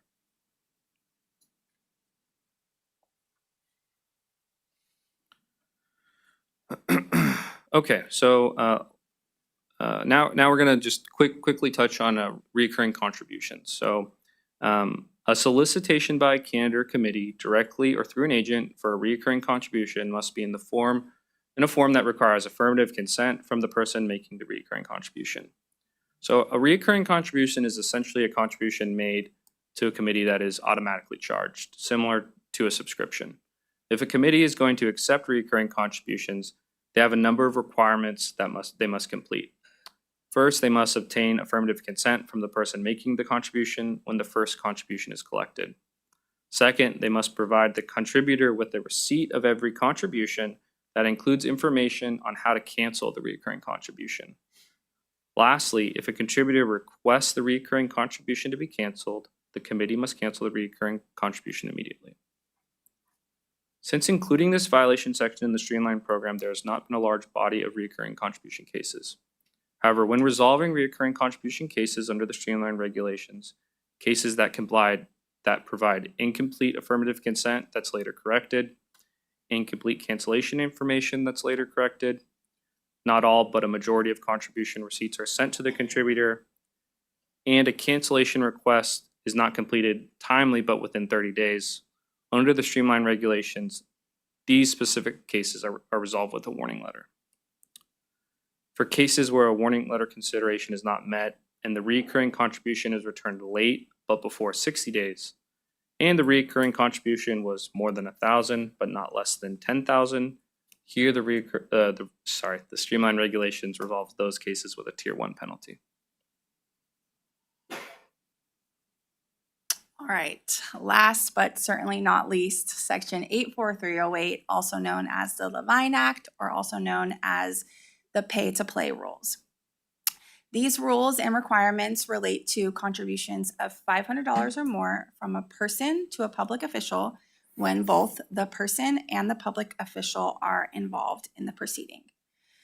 These rules prevent public officials from being unfairly influenced by contributors to their campaign. They promote transparency and fairness in the government decision-making process.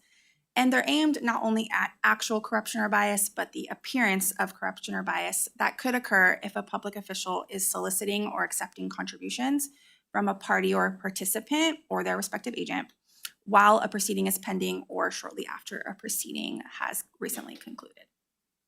So it's important to note here that both sides of the transaction are subject to the obligations under the Act, the person making the contribution and the person receiving the contribution. And the scope of these rules under 84308 is very specific, and it only applies to certain people and under certain circumstances. The people that 84308 apply to include officers, parties, participants, and agents, and these terms are all specified in the Act. It also applies only to specific proceedings and specific contexts. This includes applications for licenses, permits, entitlement for use proceedings. And again, these terms are very specifically defined in the Act. Generally, these rules do not apply to proceedings that involve general policy decisions or are ministerial or where the interests affected are many and diverse. We're looking for a very specific identifiable party that's directly affected by the proceeding. And finally, these rules have specific timelines that relate to when a contribution was received and if a decision has already been rendered.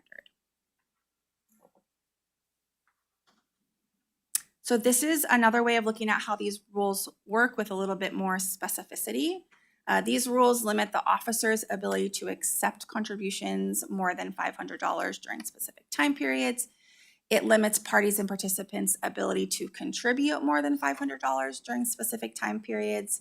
And these rules require officers to recuse themselves from proceedings or return a portion of the contribution that is over $500 with a specific time frame. And they require disclosure by officers and parties of contributions. So before we get into the resolution considerations for Streamline, I just want to note that there are very limited circumstances where an 84308 violation is going to be eligible for Streamline. The analysis for determining if an 84308 violation occurred has various steps and various exceptions. For the purposes of this presentation, we're going to proceed under the facts that there was an 84308 violation. There are no exceptions that have applied, and now the case is being assessed for a resolution and a determination is being made about whether it qualifies for Streamline. So with that being said, when we're looking at if an 84308 violation qualifies for Streamline, we're looking at if the contribution was disclosed and when. We have that 30-day time period. Was it disclosed more or less than 30 days late? The amount of the contribution over the limit, whether the contribution amount over 500 was refunded and when. Similar to if the contribution was disclosed, we're looking at that 30-day period. And then there are some specific considerations that are organized by respondent type, party, participant, or officer, and those relate to whether that specific respondent had made a good faith effort to comply with the Act. And before we get into the hypotheticals, I just want to note that these hypos will be very fact specific because these rules are very fact specific. The hypothetical facts, as you'll see in the next slides, are going to span over 2 slides, and then we will have a summary slide that gives you all of the relevant facts that we've discussed in the hypos and the resolution that comes for each respondent. So buckle up, I'm going to do my best. Okay, so we have our first hypo. On July 1st, 2025, we have our respondent, Bruce Wayne. He submits a zoning application to the Gotham City Council that pertains to his privately owned property. The next day, on July 2nd, Wayne, who's unaware of the Levine Act and its requirements, contributes $600 to our City Council member, Harvey Dent, which is $100 beyond the $500 limit. Wayne accurately discloses the $600 contribution using the appropriate City Council form the next day after the contribution is made. So here we have a violation of 84308 for our respondent party, Bruce Wayne. A proceeding is pending as of the date he puts in his application, which is July 1st. And therefore, Wayne is prohibited from making contributions over $500 to Dent. But on July 2nd, the next day, he does make that prohibited contribution. And because of that, Dent was required to disclose the contribution, which he did the next day. All right, we're gonna, like I said, continue on with these hypothetical facts. On August 1st, that same zoning application is then considered at a Gotham City Council meeting. Our City Council member Dent does not disclose the contribution at the beginning of the meeting, as he's required to do. But as the proceeding continues, but before a decision is rendered, he remembers his obligation and discloses that he mistakenly accepted an excess contribution and pledges to return the portion within 30 days of making a decision in the proceeding. At the next City Council meeting, Dent confirms on the record that he returned the excess amount. Here, under the 8438 rules, Dent is prohibited from receiving that contribution over the limit while the proceeding is pending. And we know the proceeding was pending because on July 1st, the application was submitted. And however, Dent returned the contribution over $500 within the required time frame, and this cured the violation for accepting the contribution over the limit because it was returned. But he was also required to disclose the contribution on the record at the beginning of the meeting on August 1st. He does not do that at the beginning of the meeting, but does disclose later on. So there's still a violation of 84308 because he didn't do it at the beginning of the meeting. All right, so I know that was a lot of information, but here's our summary page. We have a proceeding pending, entitlement for use proceeding. We have our zoning application. We have our contribution that's over the limit by $100. And we have our two respondents, respondent officer, our city council member, Harvey Dent, and our party, Bruce Wayne. And then we also have the violations. Dent received a contribution in excess of the limit and cured it by returning timely, but still violated the act because he did not disclose the contribution at the beginning of the meeting on August 1st. He does disclose before a decision is made, which is important. And Wayne, we have him that made a contribution in excess of the limit after his zoning application is submitted. So under the streamlined regulations approved by the commission for both parties, the resolution here is a warning letter. We have a few warning letter factors that specifically apply here. The total contribution was less than $750, and this is a very specific warning letter factor that applies regardless of who your respondent is. The disclosure by Dent was untimely, but done prior to a decision being made, and there are no general exclusions that apply, so no intent to violate the act or anything like that. So the resolution here would be a warning letter for both respondents under the regulations approved by the commission.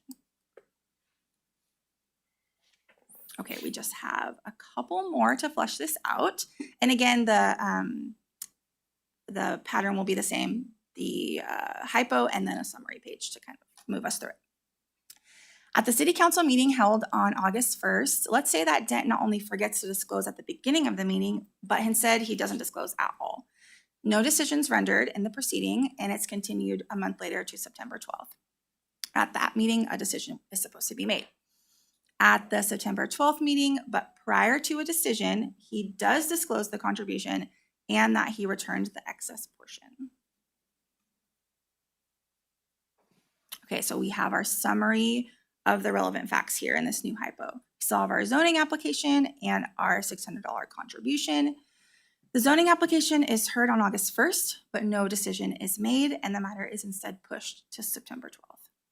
At the September 12th meeting, disclosure is made by Dent, but this is more than 30 days from the date that he was required to disclose, which would have been August 1st. However, the disclosure was still prior to a decision. The violations here are, again, Dent, he received that contribution in excess of the limit, but cured the excess contribution violation by making a timely return. But he was still required to disclose and did not do it on August 1st, but did so more than 30 days from August 1st, which would have been that September 12th date. Because the disclosure was untimely, but still made prior to a decision, he qualifies for a tier 1 penalty of $400 to $800. And under these facts, nothing changes for our respondent, Bruce Wayne, same resolution. He made the contribution in excess of the limit. One final hypo for our 84308 violations. On July 1st, let's change it up a little bit. Wayne, our contributor, is unaware of the Vine Act and its requirements. And instead, this time he makes a $1,400 contribution to Dent. On July 2nd, he files his application. And at the city council meeting held on August 1st, the city council member not only forgets to disclose the contribution at the beginning of the agenda item, but does not disclose at all. No decision is rendered again, and the meetings continue to September 12th for a decision. At that September 12th meeting, Dent this time participates in the decision without disclosing the initial excess contribution or the fact that it was returned. The next meeting on October 10th, Dent does disclose that he timely returned the portion over the limit. So what happens in this scenario? Again, so we have Dent who cured the excess contribution violation by making a timely return and disclosing it. However, the initial disclosure of the contribution was more than 30 days late and occurred after a decision is rendered in the proceeding. Disclosures that occur after a decision is rendered in the proceeding do not qualify for streamline, even if the excess contribution was untimely returned within 30 days of making a decision. There's no streamline provision for disclosures that occur after a decision has been made. So in this case, our respondent officer is not eligible for streamline, and that's a mainline violation. Here for our party, Bruce Wayne, he does have a different resolution under the streamline rules. The amount of the contribution, the $1,400 as opposed to that $600, creates a tier 2 penalty under the streamline regulations approved by the commission. Wayne inadvertently exceeded the contribution limit, and the contribution was a little bit more this time, but because it's less than $1,500, it still qualifies for tier 2. If it would have been more than $1,500, that would have also been a mainline violation. Yeah, so thank you for letting us present today, and we hope you take all three presentations into consideration when the proposed updates to the streamline regulations come before you. And we're happy to answer any questions that you might have. I know that was a lot of information. Yes. Well, thank you so much for that. A couple clarifying questions, one related to the hypos that you ran through, which were excellent. You did a great job laying out where the streamline regulations are applicable and where they're not, when you're going to be in streamline versus mainline, et cetera. So basically, in a nutshell, the way I understand it is where an official does have a financial interest, so the contribution has not been cured, that's going to fall out of streamline. So that's kind of consistent with how we treat conflicts of interest under 87-100 in terms of streamline as well, right? We're looking for situations where there's not an actual conflict of interest, where there's not a financial interest that is being impacted by the decision. Those are the types of things that are in a streamline currently. That's my understanding, yes, that the circumstances are very narrow for streamline. Okay. I'd also add that we made some changes to the streamline regulations as to 84-308, I think earlier this year or late last year. During that discussion, we mentioned that we were interested in reevaluating potentially streamline relating to 84-308. So I just want to flag that for the legal division, because we are having these regulations coming to us in January for potential revision based on feedback that we receive from the enforcement division, good government groups, et cetera, to make sure these are effective, efficient, fair, and transparent. Any other comments or questions from commissioners? Commissioner Wilson? Not so much a question, but just to provide a little historical context for those who have not been following the whole streamlining program for the last several years. And first of all, I know you put a lot of work into this. Senior Commission Counsel Corona and Commission Counsel Felkins. But I think for the record, just want to note that our current executive director, when she was chief of enforcement, made a presentation, and I think it was, correct me if I'm wrong, like 2019, laying out how the streamlining program could work and how it could benefit, the workload for the FPPC. Do we have any sense, and I'm not looking for some detailed statistical analysis, but do we have any idea of how the streamlining program has impacted in a positive way the workload of the FPPC team so that they can focus on more serious violations under the Act? I would defer to Galena West on this one. Sure, thank you. Yeah, we've been working on this for many, many years and revising it. And we average between the high 70s and mid 80s for the percentage of our cases that are settled through streamline, including our PrEP program. Now that we're including warning letter criteria in there, I'm sure that percentage would be even higher. Yeah. So, I mean, it's kind of, I think, apparent, but before the streamlining program, everything had to be handled through the normal process, regardless of how serious or inadvertent a violation might have been. Would that be correct? That's correct. All right, thank you. Excellent. One other comment, there's a lot of different factors in effective enforcement, but I think streamline PrEP program as well is a significant factor in the fact that the FPPC collected a record number of fines last year. I think the highest amount of fines since 2018, 2017, something like that. So I think that's just another demonstration of how effective this program and PrEP have been in allowing our enforcement division to focus on the most serious violations of the act that result in those significant fines. Any other comments from commissioners, questions? Do we have any public comment? No? Okay. Well, thank you so much, and thank you to the Enforcement Division for this whole presentation.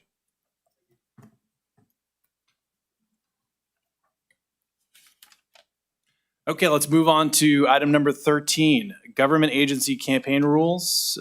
Presenting on this item will be our General Counsel, Dave Bainbridge. Mr. Bainbridge, good afternoon. Good afternoon. This is an item for discussion. Commissioner Ortiz had brought this issue to us a few months ago. I won't repeat what's in my memo, but I just, the idea from Commissioner Ortiz, I think, was maybe a suggestion, a recommendation that maybe there was more education needed around this area of campaign activity by public agencies when information becomes campaign activity to help assist some, especially local agencies. I think you expressed concern about understanding what the rule is. So I've included in this memo some background on the Commission's history on enforcing this area of the law. I think it's relevant to understanding the level of awareness that those in the public agencies would have around this issue. I highlight that for a while it was not prosecuted by anybody. The Commission has taken the mantle in the last 10 years of pursuing its little piece of this issue, which is if you are conducting campaign activity as a public agency, you need to be reporting it just like anybody else would have to report their campaign activity. So then I've also laid out what information is out there. Hopefully, in addition to informing the Commission about what's there, this is helpful to people in this area to know all of the resources we have put on our website in this area.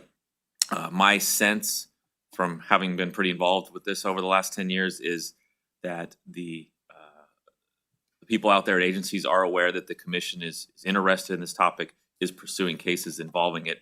And I think there's been increased awareness that yeah, they do have an obligation to make sure that the materials they put out don't qualify as campaign activity. And if they do, they need to be reporting that.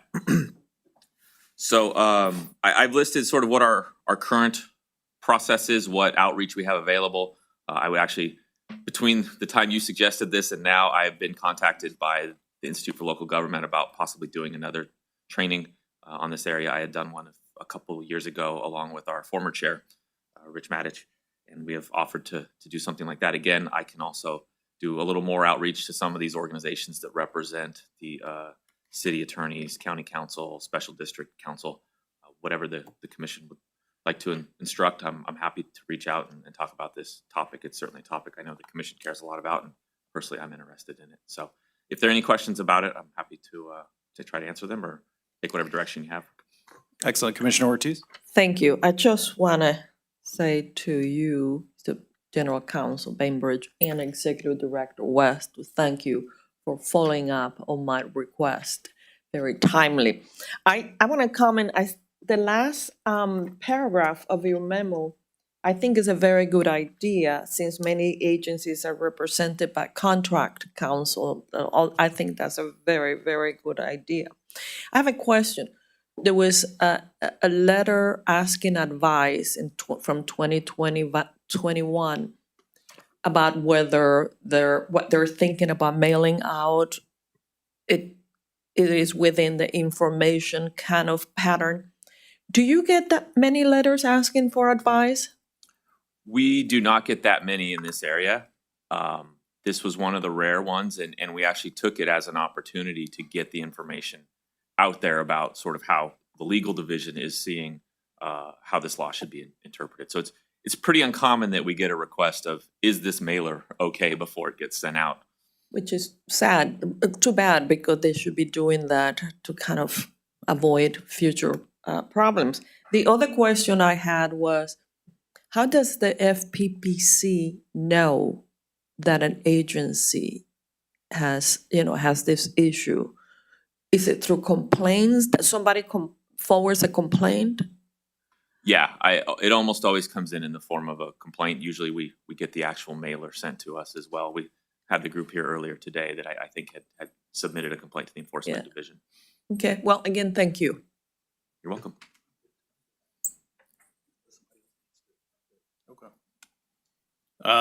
Any comments from commissioners on this item? Any other comments? Any public comment on this item? No? Okay, great. Thank you, Mr. Bainbridge. I thought since we're at 12:10 right now, I'd check in with the other commissioners, see if you want to take a brief recess or you would like to power forward. Power forward. Okay, power forward. All right. I like the attitude. Let's do it.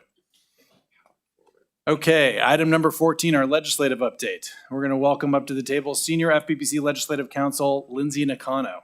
Good afternoon, Ms. Nakano.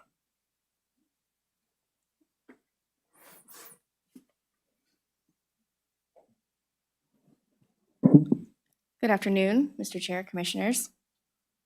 Lindsay Nakano, Senior Legislative Counsel for the Commission. Today I will present legislation ideas for your feedback and direction on which ideas to develop further as sponsored legislation and to seek authors for.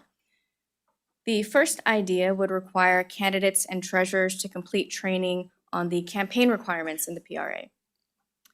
Both San Francisco and the City of Los Angeles already require mandatory campaign training for their local candidates and treasurers, and this proposal would cover state-level candidates and treasurers and could also apply to at the local level for those who do not already or are not already subject to training at the local level. This proposal would ensure that candidates and treasurers have a baseline understanding of their obligations under the Act, which would help promote better compliance.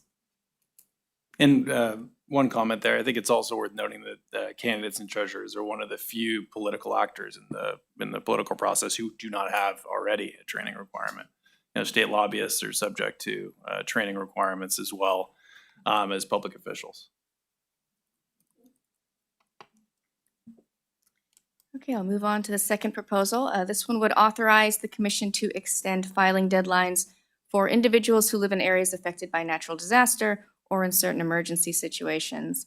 And this would give the Commission authority to respond with appropriate consideration when filing is delayed due to extreme circumstances out of the filer's control, such as major fires. Okay, I'll move on to number 3. For some background on this third idea, this relates to Form 700 late filing fees. Under existing law, a late filed statement of economic interest, also called the SEI or Form 700, is subject to a late fee of $10 per day or a maximum of $100. Existing law provides discretionary authority to waive the late fee within 30 days of the filing deadline if the late filing is not willful. The FPPC's SEI unit is commonly faced with imposing late filing fees against individuals in situations where they believe a waiver would be appropriate. However, many of these late statements are not brought to their attention until after the 30-day period has passed. Those kinds of situations include first-time filers who are unaware of their filing duties, filers who are not notified of their filing duty due to some kind of administrative error or other technical errors that might occur during the filing process. And this proposal would expand that waiver authority for beyond that 30-day limit. What that would be exactly is under consideration, but it would be designed to give the SEI unit and other filing officers appropriate discretion in the situations that they see.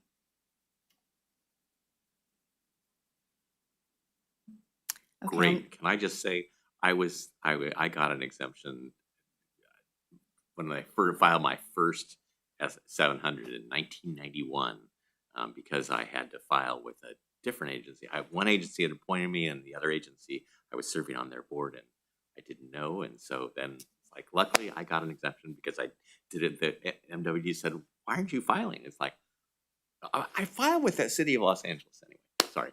So thank you. Just a draft. I know we should just keep moving here, but yes, I support this one.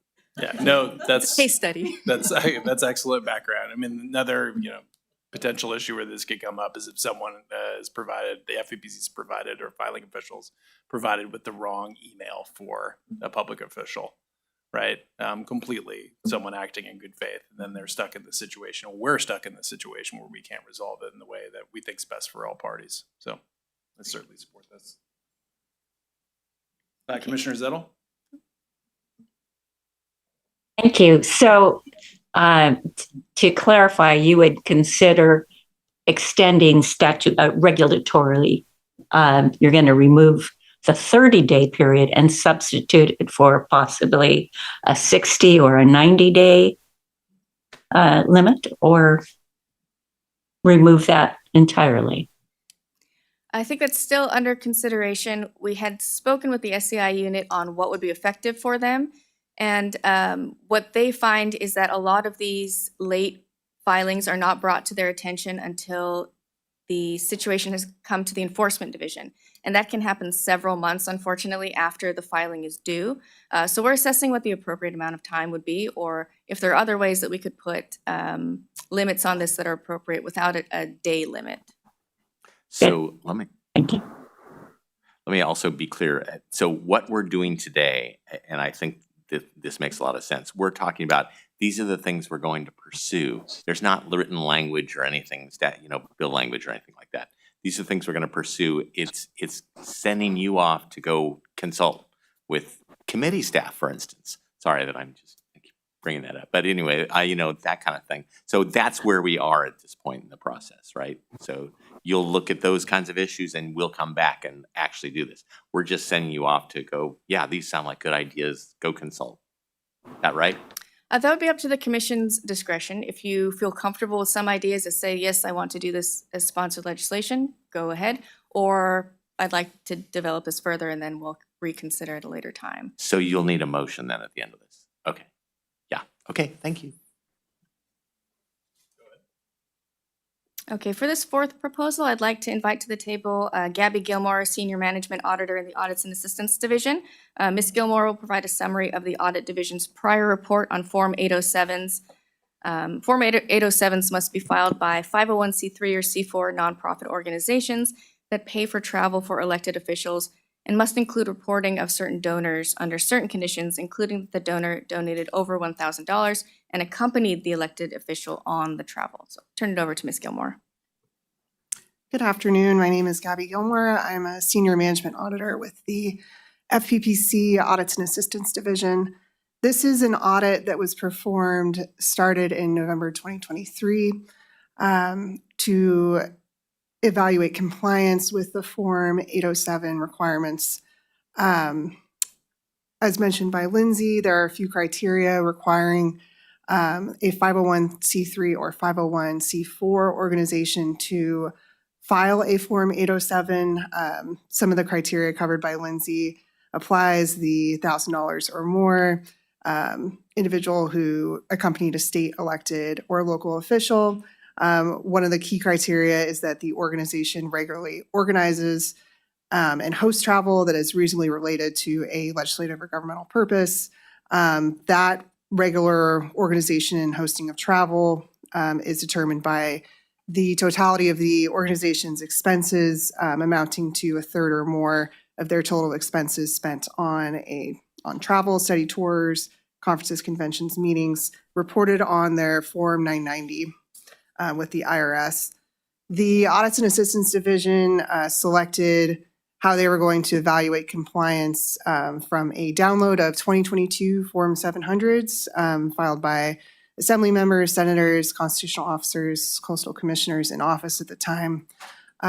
Evaluating those Form 700s, we selected 10 organizations that had expenses of $20,000 or more, 8 non-filers, and 2 that had filed a Form 807 in either 2021 or 2022.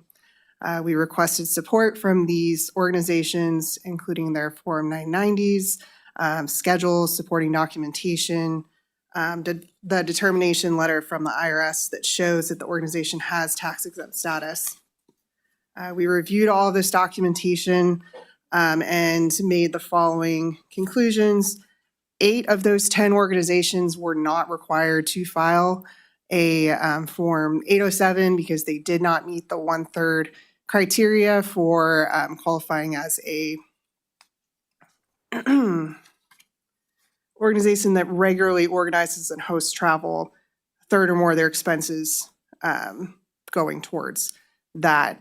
2 of those organizations did file a Form 807. One did not technically meet the criteria to do so, but still filed. And then the other one filed for 2021, but they were below that 1/3 threshold for 2022. We also reviewed 2 501c6s, which were not required to file because they are not a 501c3 or 4. Our recommendations from this audit were that we eliminate the 1/3, $10,000, $5,000, and $1,000 filing thresholds, instead impose a flat rate threshold of organizations that make direct expenditures over a set amount. We also wanted to recommend that these organizations disclose the direct costs for officials' travel, hotel, rounds of golf, et cetera. What we found was that some of these organizations were allocating these costs indirectly, so it was difficult for the audit staff to determine what amounts went to what officials. And then thirdly, we wanted to recommend that the current criteria of 501c3 and 4 is expanded to include other nonprofits, as what we found was that there are other types of nonprofits that may meet this criteria but are not currently required to file an 807. Any questions on the audit report? Thank you. That's really helpful. I think it's also worth noting that this issue was raised by Cal Matters in a investigative piece that they did by Alexei Kosev. Oh, Alexa, my apologies if I mispronounce your last name. And I think you're at the San Francisco Chronicle now. So just wanted to give credit where credit's due as well in that case. Thank you for walking us through the audit findings. Ms. Nakano? As Ms. Gilmore mentioned, there's several conditions that must be met before the nonprofit must report, including that their total expenses with regard to elected official travel were greater than 1/3 of its total expenses as reported on that IRS Form 990. This proposal would eliminate that monetary threshold, the 1/3 requirement, and instead require a nonprofit organization, still 501c3 or c4, to report if they make direct expenditures over a specified amount to be determined in travel payments for elected officials. The proposal would also require nonprofit organizations to report more detail on their travel expenditures, including direct costs for travel, hotels, and other associated activities. It would also enhance record-keeping requirements. Excellent. Well, thank you for that additional background. This proposal generally was part of a previous bill introduced by Senator Ben Allen. Initially, when considering that bill, I had some concerns related to removing the thresholds.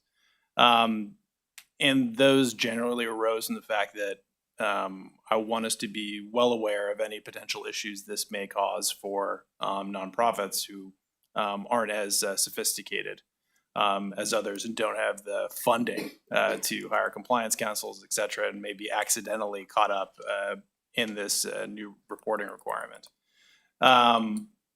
With that said, I think we can come to appropriate thresholds and guardrails by working with the regulated community. I'm looking forward to hearing from Cal Nonprofits, the different organizations that work in this area, as to what they feel like would be the appropriate solution here. But I'm confident this is solid, necessary policy, and I'm looking forward to us pitching this idea to the legislature. Okay, thank you for those comments. I'll move on to the 5th idea. This would help clarify when campaign funds can be used for travel expenses. Under existing law, campaign funds can be spent on travel and necessary accommodations if they are directly related to a political, legislative, or governmental purpose. And the Act provides that these travel payments are considered directly related to a political, legislative, or governmental purpose if the payments would meet standards similar to the standards in specified sections of the Internal Revenue Code. These standards can be difficult to understand and apply both for the regulated community and for FPPC staff. So this idea proposes to clarify which travel expenses are permitted by creating a sort of safe harbor provision that permits travel expenditures within a certain monetary limit, such as traveling under the lowest available class. Candidates and elected officials would still be permitted to exceed that limit. They would just have to add a statement on their campaign statement explaining how the expenditure directly relates to a political, legislative, or governmental purpose. Yeah, for me, this is something that was always frustrating to advise on as an attorney, just because of the somewhat ambiguity of the rule as it is. It cross-references to the Internal Revenue Code. So I love what we're doing here in terms of clarifying what's permissible. So like we talked about, potentially the lowest fare for a carrier, right? And then for those that may not be in that safe harbor, then we're going to require that there be disclosure for the public to evaluate whether the expenditures are meeting the directly related to a PLG threshold requirement.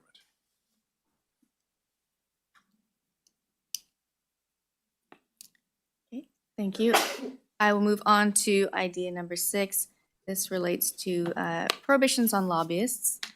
This would expand an existing prohibition that applies currently to lobbyists and lobbying firms to also apply to lobbyist employers and lobbying coalitions.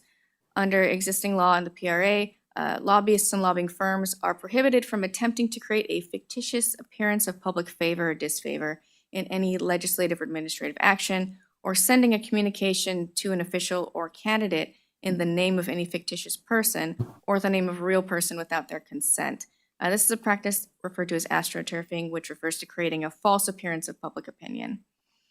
This proposal would extend this prohibition to lobbyist employers and lobbying coalitions to further deter these deceptive practices that are intended to influence legislative or administrative action. Okay, seeing no comment, I'll move on to number 7. This would automatically add authority to automatically terminate inactive campaign committees. There's an existing regulation that permits administrative termination of committees under certain criteria and under the discretion of the chief of the enforcement division. However, as a discretionary process, the administrative termination process requires staff review and active assessment and determination by the chief of enforcement, which can be time-consuming and resource-intensive. This proposal would add authority to automatically terminate committees as a matter of law once certain objective criteria are met, including that the committee has been inactive for a specified period of time and has reported a minimal cash balance on their last campaign statement. The process would include advanced written notice to the committee and an opportunity to object before the termination takes effect. Okay, seeing no comment, I'll move on to number 8. This relates to lobbyist training. Currently, the legislative ethics committees are required to conduct a semi-annual lobbying orientation course on the relevant ethical issues and laws relating to lobbying in consultation with the commission. Lobbyists are currently required to pay a fee for that course. This proposal would transfer the duty to conduct that training to the commission, with training to be conducted virtually, consistent with the current practice. The commission would consult with the legislative ethics committees on components of the training that are outside of the commission's jurisdiction, and existing fee revenue would be transferred to the commission for the development of the training, and future fee revenue would be available for both the virtual training and potentially other IT tools to provide advice and training to lobbyists. Commissioner Wilson. Yeah, thank you for the presentation. My question in terms of transferring the duty to conduct lobbyist training to the FPPC, I can make assumptions, but what's the rationale for doing that? That's one. And then 2, will we be ensured through any adopted or enacted legislation that the necessary resources are made available to the FPPC so it doesn't put a strain on staff resources or the FPPC's budget? The commission has particular expertise in the lobbying rules, and I think we could develop, our staff could develop a training that is effective and efficient at providing that kind of training. I don't think that there's any concern for how that training is being conducted now, but we think it would be appropriate here. And we'd have the opportunity to create additional tools to support lobbyists in their education and advice. Thank you. Oh, and you had a second question about costs. We would, during the appropriations process, need to determine what our costs would be and what that revenue stream would look like. So that's, I think, under consideration as to how the funding would work at this point. But the legislation would include fee provisions. Yes. Authorizing us to fee. Yes. Right, so that's a big piece. As it currently does. Yes. Right. Go ahead. All right, this last proposal relates to the advertisement disclaimer requirements. Commission staff are in the process of identifying areas of the ad disclaimer requirements that have created some issues, including voter confusion. This proposal is still in the research and development phase, so it's early on in the process. I wanted to highlight a couple things before I conclude. A few of these ideas, as we've discussed a little bit, may have costs associated with them for the commission, and as you know, bills with costs go through the appropriations committees, and given the projected budget deficit, this could create some challenges for those bills, but staff will do all they can to work them through. I also wanted to call out that the California Political Treasurers Association submitted legislation ideas and a public comments that is attached to the agenda today. And that concludes my presentation, but happy to answer any questions or take any feedback. Excellent. Do we have any questions from commissioners? Commissioner Brandt? So I think we need, so yes, a couple things. One is I also want to encourage other commissioners, if there are other ideas that you have, I mean, some of us have talked just, offhand about some of the things, and we've talked about in hearings as issues have come up. So if there's other legislation, I want to encourage you to also bring those up as well. So I would, I think I want to encourage you to go forward with most of these.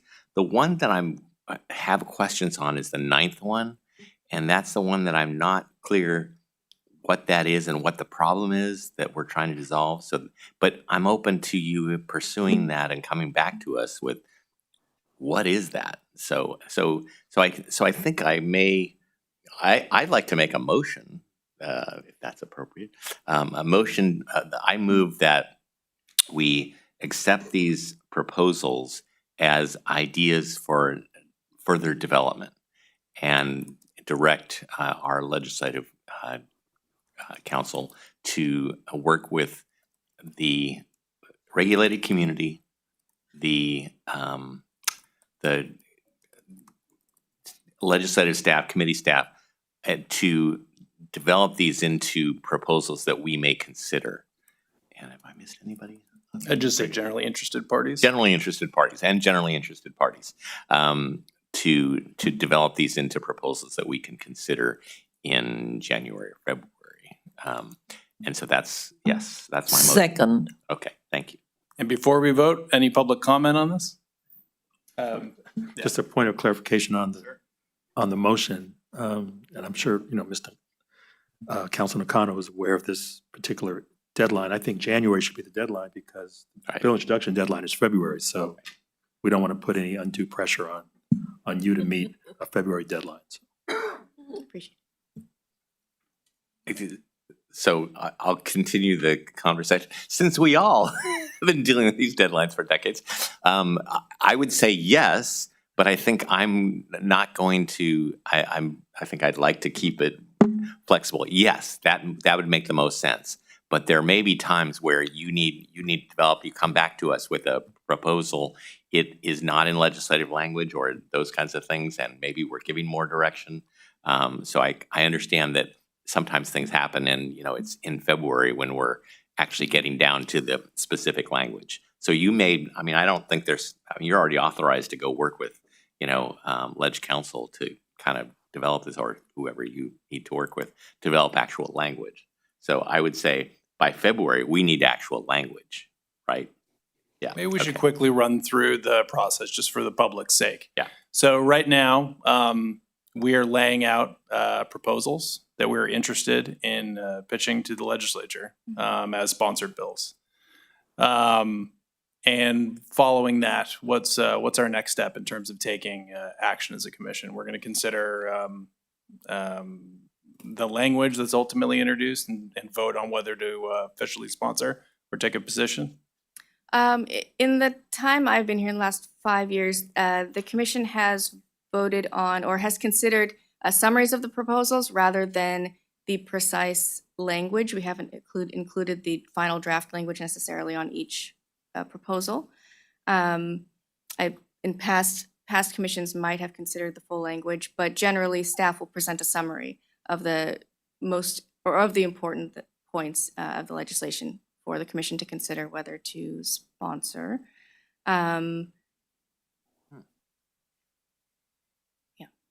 Excellent. Would you like to touch on item number 9 before we vote? You said you had questions on that, Well, Commissioner Brandt? yes, but I also, I may have it depends on the level of detail, because in some ways, I mean, level 9 is not even close, right? And I understand that, and I understand that's still in development.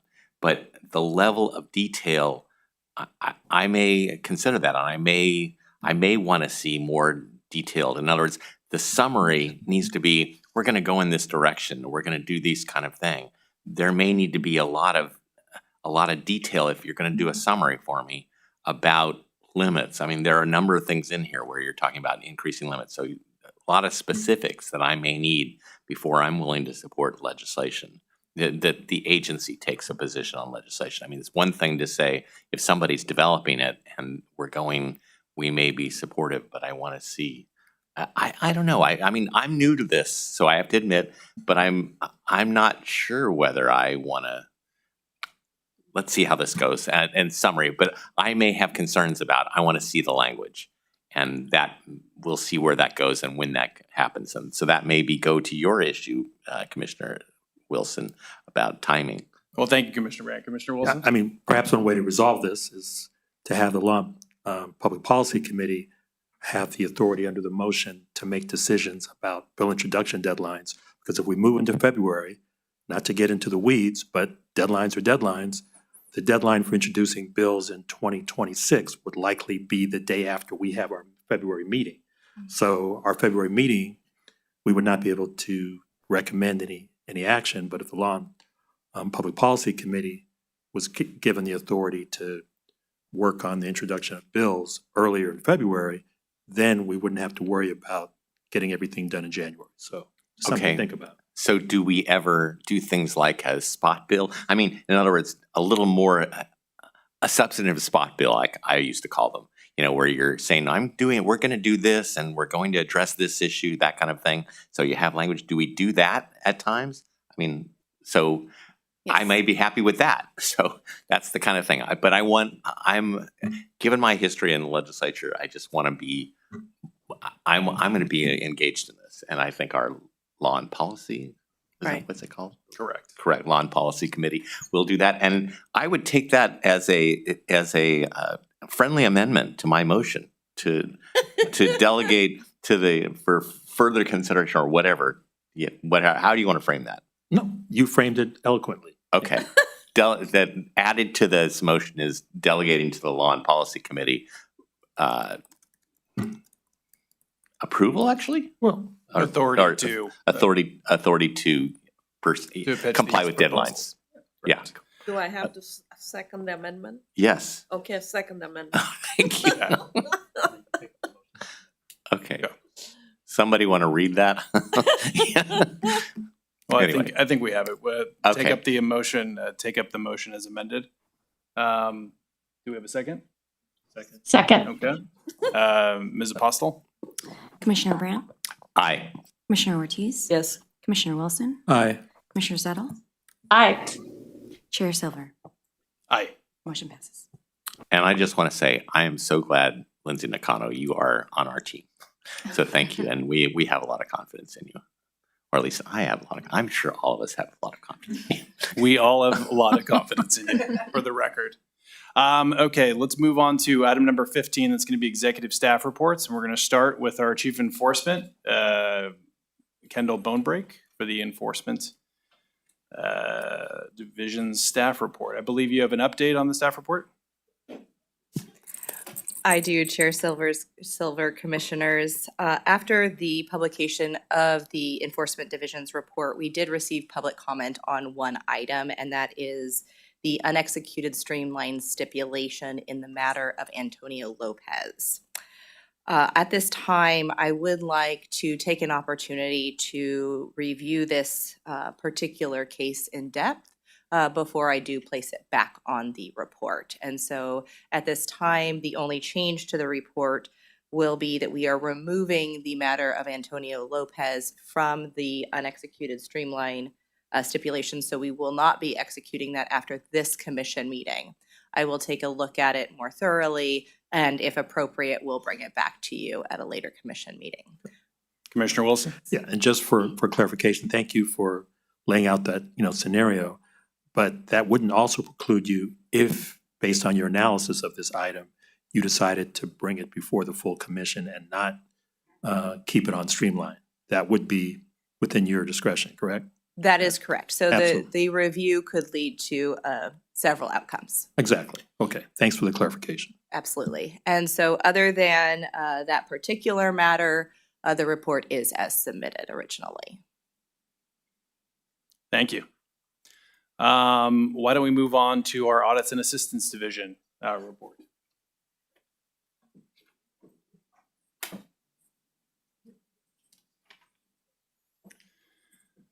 Good morning. Good morning, well, afternoon. Our report is as submitted. Excellent. Any questions, comments from commissioners? No? Okay, thank you. Let's move on to our Legal Division report. General Counsel Dave Bainbridge. I don't have anything to add to what's in the report. Okay. Thank you. Next, we have Administration and Technology Division, Dr. Ju Wang, our Chief Administration. Good afternoon, Dr. Wang. Good afternoon, Chair and the Commissioner. I'm a report submitted as it is. I'm happy to answer questions if you have it. Have any questions or comments from commissioners? Hearing and seeing none? No, we're good. Thank you, Dr. Wang. Executive Director West. Nothing to report. We, remember, we don't have a December meeting, so don't show up the third Thursday. But There will other, be no candy. there'll be no candy here. But I guess I would like to say we do have a large contingent going to the COGL conference, the Council on Governmental Ethics Laws, in Atlanta, Georgia, in about 2 weeks. We will be representing the FPPC, and all of the people attending, including the chair and myself, will be presenting on multiple panels where we contribute to the national conversation on ethics and as well with our Canadian partners. So it's a very exciting point in time for FPPC. We get to be very represented, and then also we get to go to many, many sessions where we get other ideas and we learn from all the other ethics agencies and make great connections to help us come up with legislative ideas and regulatory ideas to always improve the California ethics laws. Excellent. Thank you for the update. Do we have any public comment on the executive staff reports? Okay, hearing in, go ahead, Commissioner Brandt. Can I just ask a question? Are we a leader in the ethics organization? I mean, I've followed the ethics organization over the years, and that's why I'm just kind of interested. Is California a leader, do you think? Dave Bainbridge is smirking at me. I'm actually the president of COGL this year. Oh, so, well, okay. Yeah, that answers my question. Thank you. we take a very serious leadership role at COGL. And I say it's the only place that you can make ethics jokes and everybody gets them. So it's very exciting for all of us ethics nerds to go there and be able to be leaders and to be on all these panels and to always try to have California as the forefront of what is changing and what we're doing to keep everybody on the straight and narrow. Bravo. Yeah. Thank you. Commissioner Wilson? Yeah, I mean, that's very informative report on your part. I mean, roughly how many ethics experts would be at this conference, just ballpark? We're at 435 registrants right now for this conference.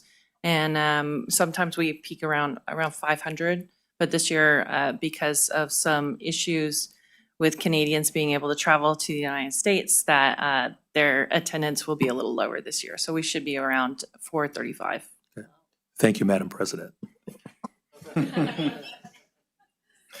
Excellent. Oh. We're going to move on to item 16, which is closed session. So we're going to go into closed session. Thank you.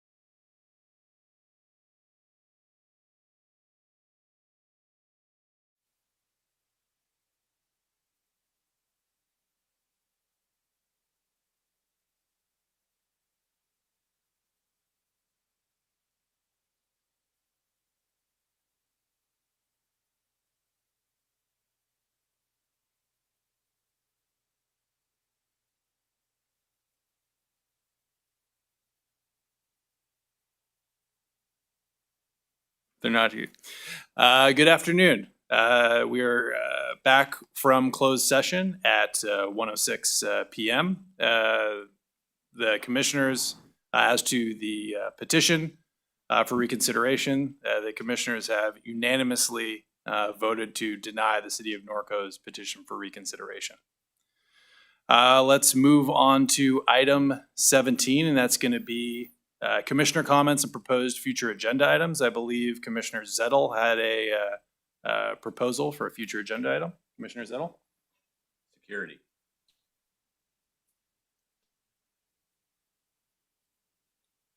Commissioner Zettel? So it looks like we're having some technical difficulties. As I recall, and Commissioner Brandt does as well, I believe the issue was setting limitations on the recipients of payments related to security expenses and licensing. Is that correct, Commissioner Zettel? Can you hear us? I'm sorry, I couldn't hear just till a minute ago, the sound. Okay, we were asking if there is any items that you would like to appear on future agendas. I believe there was an item related to expenditures for security and licensing that you wanted us to consider. I think I'm good on that, so, at this point. Okay, perfect. I think, no, I'm good, yeah, on licensing and security expenses. Okay, thank you. I see what you mean. Yes, should licensing be required for personal security? Thank you.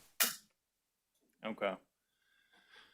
Okay. Well, I support that suggestion. It's something that let's have legal division, including Ms. Nakano, consider and bring back to us at a future meeting.